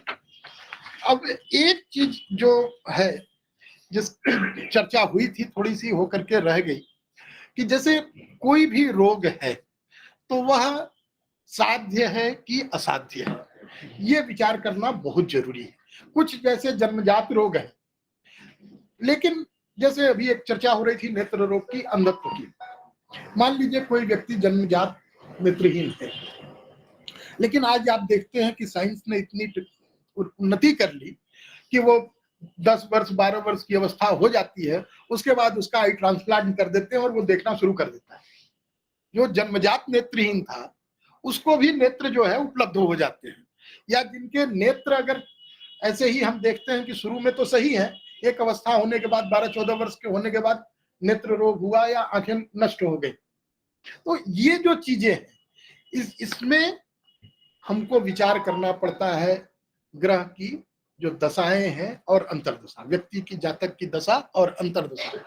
और जो ग्रह है, एक सूत्र रूप में आप जान लें कि जो चर दशा के अंतर्गत जो ग्रह आते हैं, वह जो दशाएं मतलब होती हैं, और जो उसमें अगर रोग शुरू हुआ तो वो दीर्घ काल तक चलेगा।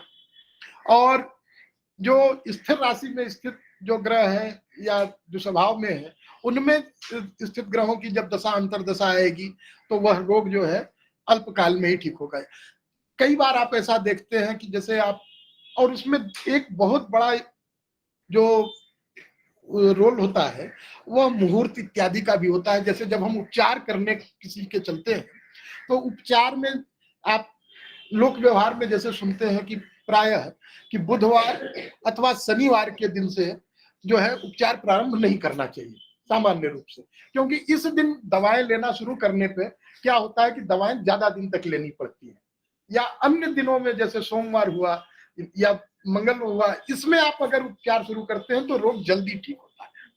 तो ये जो चीजें हैं ये सब दिखाती हैं कि ज्योतिष का कितना ज्यादा प्रभाव है यहाँ हमारे ग्रहों और पर इस पे। अब एक अंतिम पक्ष की बात मैं कहूंगा जो है उपचार का पक्ष है। तो बार बार हम सभी ज्योतिषी या सभी आचार्य लोग मंत्रमणि औषधि की बात करते हैं, तो मंत्रमणि औषधि अपनी जगह ठीक है, वह तो है ही। उसके साथ दो उपचार और जोड़ने चाहिए जिसकी चर्चा हम कम करते हैं, वह है स्नान और दूसरा दान। हमारे धर्मशास्त्रों में, हमारे ज्योतिष शास्त्र में भी अनेक प्रकार के स्नानों का उल्लेख ग्रह औषधियों से और उनसे विभिन्न मुहूर्तों में वो बताया गया है।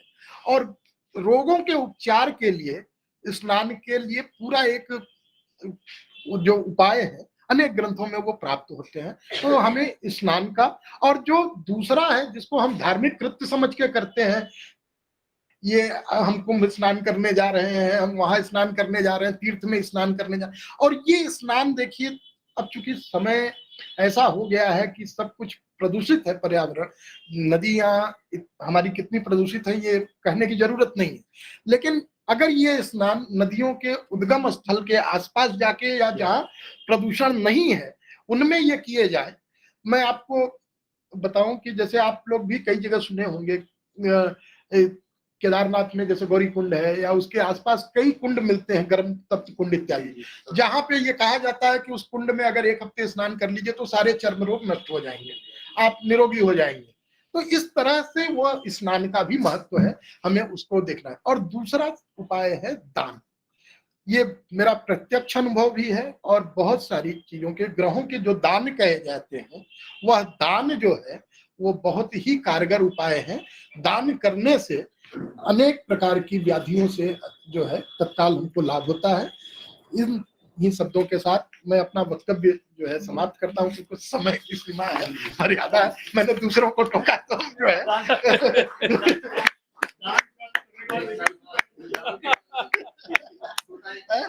और अंत एक मिनट सर, अंत में मैं आदर्श महाविद्यालय के प्राचार्य महोदय, प्रबंधक महोदय और यहाँ के सभी स्टाफ को इतने सुंदर आयोजन के लिए बहुत बहुत बधाई देता हूँ।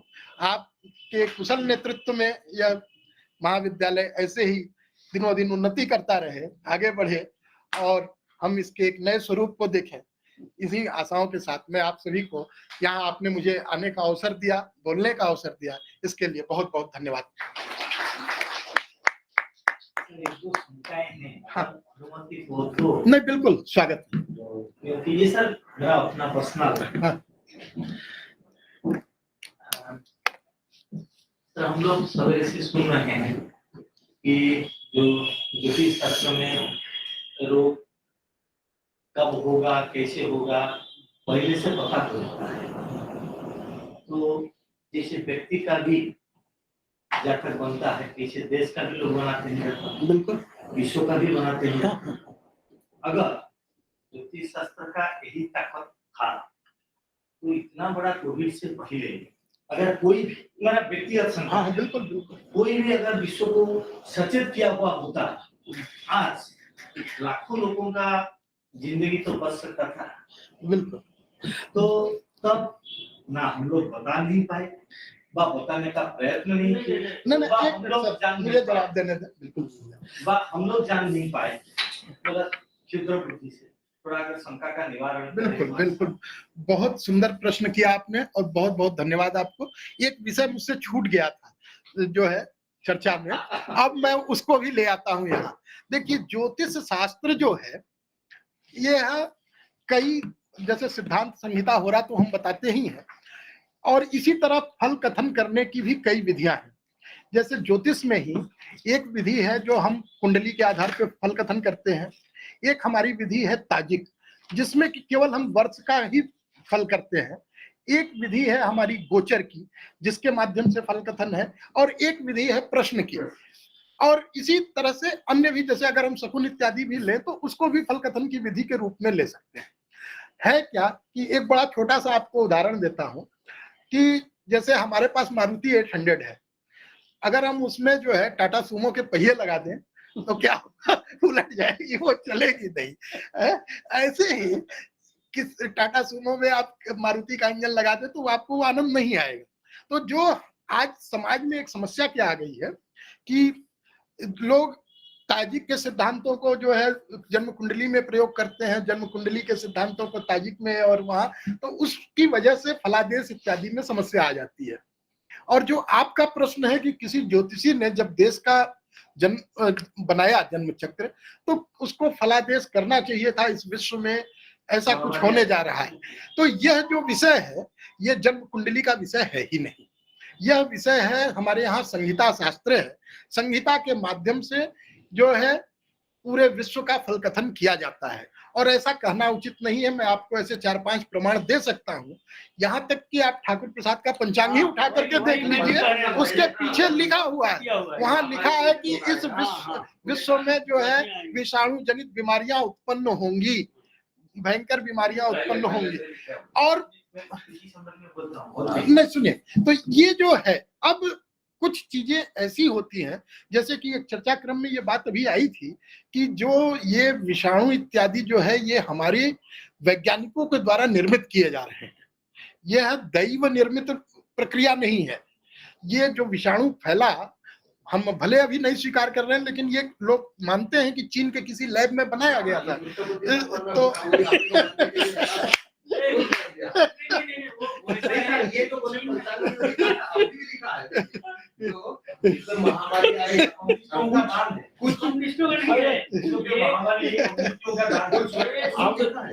आपके अनुमति से हम भी थोड़ा सा उस पर ऐड करें। मेरा तो अपना कोई शास्त्र से होता नहीं है, कुछ इनका शास्त्र और कुछ ओपेरा का शास्त्र को मिला के बोलते हैं। देखिए, घटना 1842 का है, जिस समय कि चाइना को जबरदस्ती यूरोपियन कंट्रीज पिला रहे थे ओपियम माने अफीम, इसलिए कि वो चाइना से सब खरीदते थे, सिल्क और भी दूसरे चीज, और चाइना कुछ खरीदता नहीं था। तो और पहले ट्रेड तो डॉलर था नहीं, पहले ट्रेड सोना में होता था, तो सोना सब बहने लगा था चाइना की तरफ। तो लोगों ने क्या किया यूरोप में कि इंडिया में आकर के यहाँ पर उपजाया अफीम, और यहाँ से अफीम उपजा करके इसको बंगाल के थ्रू ले गए चाइना और उस सबको जबरदस्ती पिलाया गया क्या है कि हाँ कैंटन जो बोल रही है ना, तो कैंटन, निक्बो, एमोय, फूचो, शंघाई 5 को पोर्ट खोला इन लोग। तो ओपरा करेक्ट करेगी अगर हमसे कोई गलती होगा तो। 500 पोर्ट खोला, उसके बाद फिर 11 पोर्ट खोला और जबरदस्ती पिलाया, सबको अफिमची बना दिया। अब उधर से सोना इधर आने लगा। बाकी यूरोपियन कंट्री आए, वो बोले कि भाई तुम अकेले क्यों लुटोगे, तो हम लोग को भी दो। पहले वो सोचा कि एक को दूसरे से लड़वाएं, तो ये सब मिल गए यूरोपियन सब, और उसको एक तो मोस्ट फेवर्ड नेशन क्लॉज लगा है कि एक को दोगे तो दूसरा का को देना पड़ेगा। तो इसे करके, इसे कि वाटरमेलन को, तरबूज को बांटा जाता है, सारा यूरोप ने चाइना को बांट लिया। तो ये एक कर्म हुआ। अब आया इनका शास्त्र। इनका शास्त्र कहता है इमस्मिंग सती इदं होती, इमस्मिंग न सती इदं न होती। पाली में कि प्रतित्य समुत्पाद है, डिपेंडेंट ओरिजिनेशन, कि ये होने से ये होगा, माने कर्म और विपाक का थ्योरी है।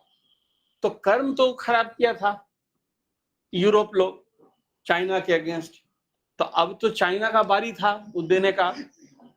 तो अब देखिए कर्म का फल लौटा, सारा यूरोप मरा, सारा यूरोप मरा। तो इसका और भी हो सकता है, लेकिन हमको इनका और इनके शास्त्र से मिला के बात ऐसे ही समझ में आया था, तो हम सोचे आपसे शेयर कर दें।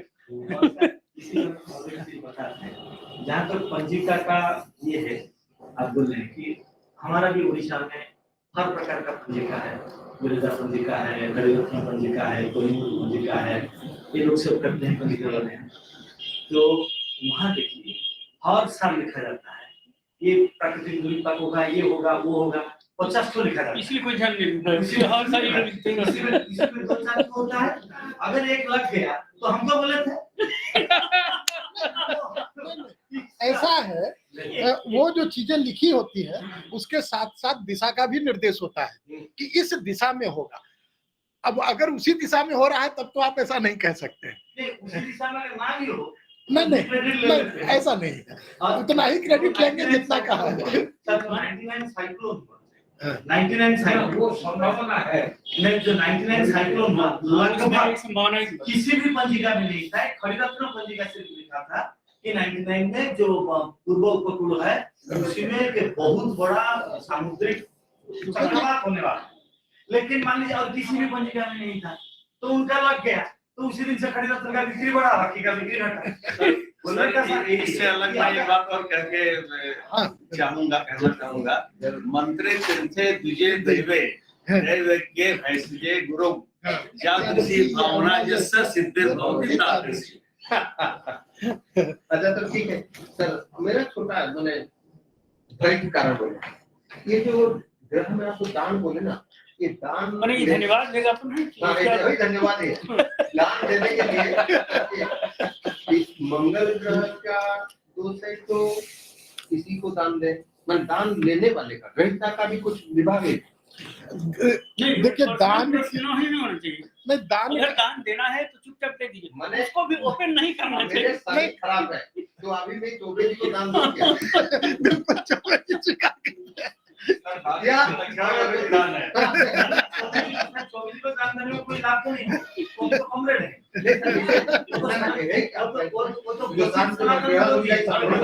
उसका आंसर मैं देता हूँ, मैं सौरंगी जी का क्वेश्चन का आंसर मैं देता हूँ।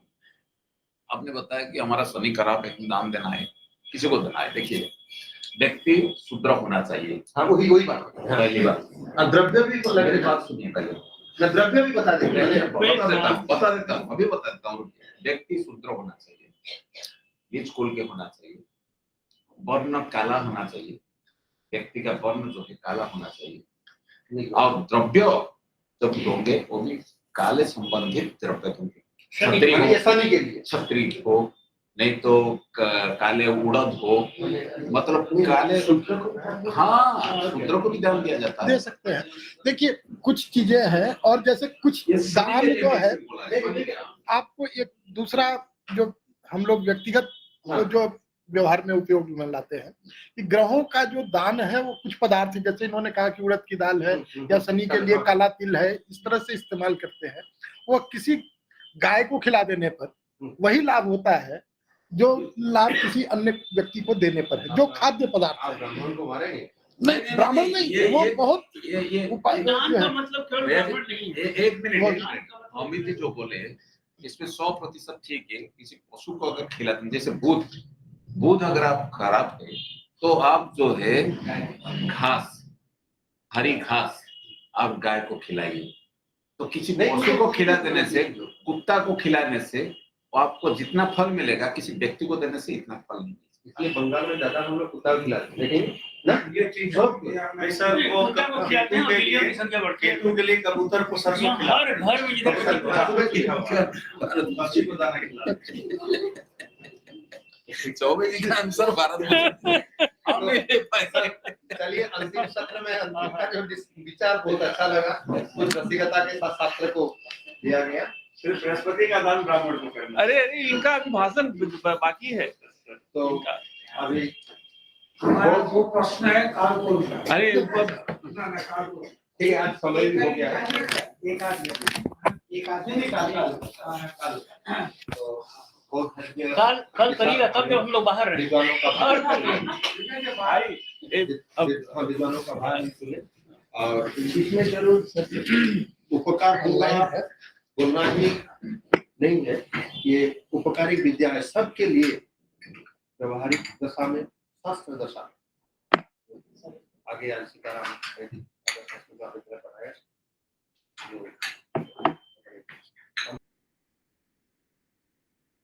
बहुत कष्ट करके यहाँ आए हैं, बहुत कष्टम सुखा बहुत आगत होता, किंतु जब अमृतमस्मभिः अस्मभ्यं प्रदत्तं तत्तु वस्तुतः तब तो सर्वम जगम की ना। बहुत अच्छे तनुश्री भट्टाचार्य जी ने सही ढंग से बताया। एक अच्छी बात कहता है कि अतीत क्या है, भविष्य क्या है, वर्तमान जो है उसके अध्ययन के और साउंड सिस्टम का कलर को लेके जब बोले, मेरा जब भी बोले तो लाल कलर, तो हम लोग ज्योतिष लोग लाल लगाते हैं, लाल लगाते हैं। मंदिर में लाल सिंदूर की जाता है, सिंदूर तो हम लोगों का बहुत है, सिंदूर एवं का मंत्र भी ढूंढना बहुत अच्छा है।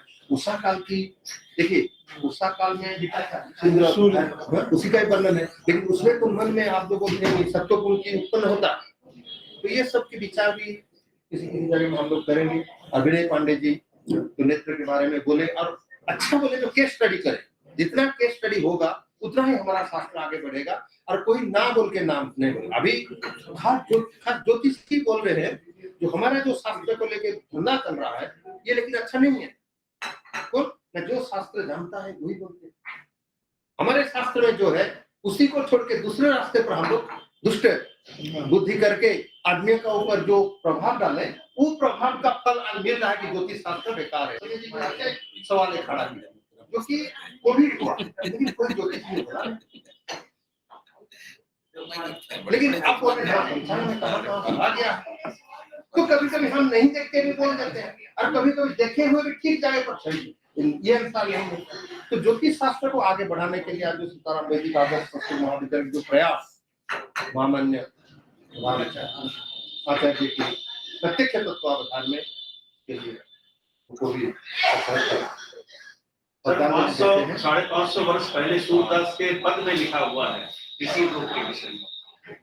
ये भी प्रमाण है। तो सब आचार्य जो सुधाकर जी, शशिभूषण जी और हमारे मिश्र जी पटना से आए हैं, बहुत कष्ट करके अभी सुन रहे हैं। और सबसे बड़ी बात, हम लोग तो अपना धंधा के लिए सुन रहे हैं। जहाँ धंधा नहीं भी है, माता जी खुद आए हैं सुनने के लिए। चलिए उनको भी बहुत बहुत धन्यवाद, बहन को भी धन्यवाद, और सबको अशेष धन्यवाद देते हुए आज के सत्र समाप्त कर घोषणा करने के लिए मैं अध्यक्ष जी को बोलूंगा। पति जी तो हम लोग है, फिर काल मिलेंगे। पति जी भी बहुत वैज्ञानिक दृष्टि से विचार करते हैं। एक विचार बोले हैं जो कि घट गया, तो तरीके से सामान्य भगवान उनका मैंने तत्वावधान में जो पंजिका चल रहा है, हम लोग देवभूमि में कैलेंडर, देवभूमि का कैलेंडर में उनका नाम है। कभी कभी क्या होता है, देखिए बनारस में एक पंजिका निकलता है, धन्यवाद क्या नाम है वो? विश्व चाय के साथ एकदम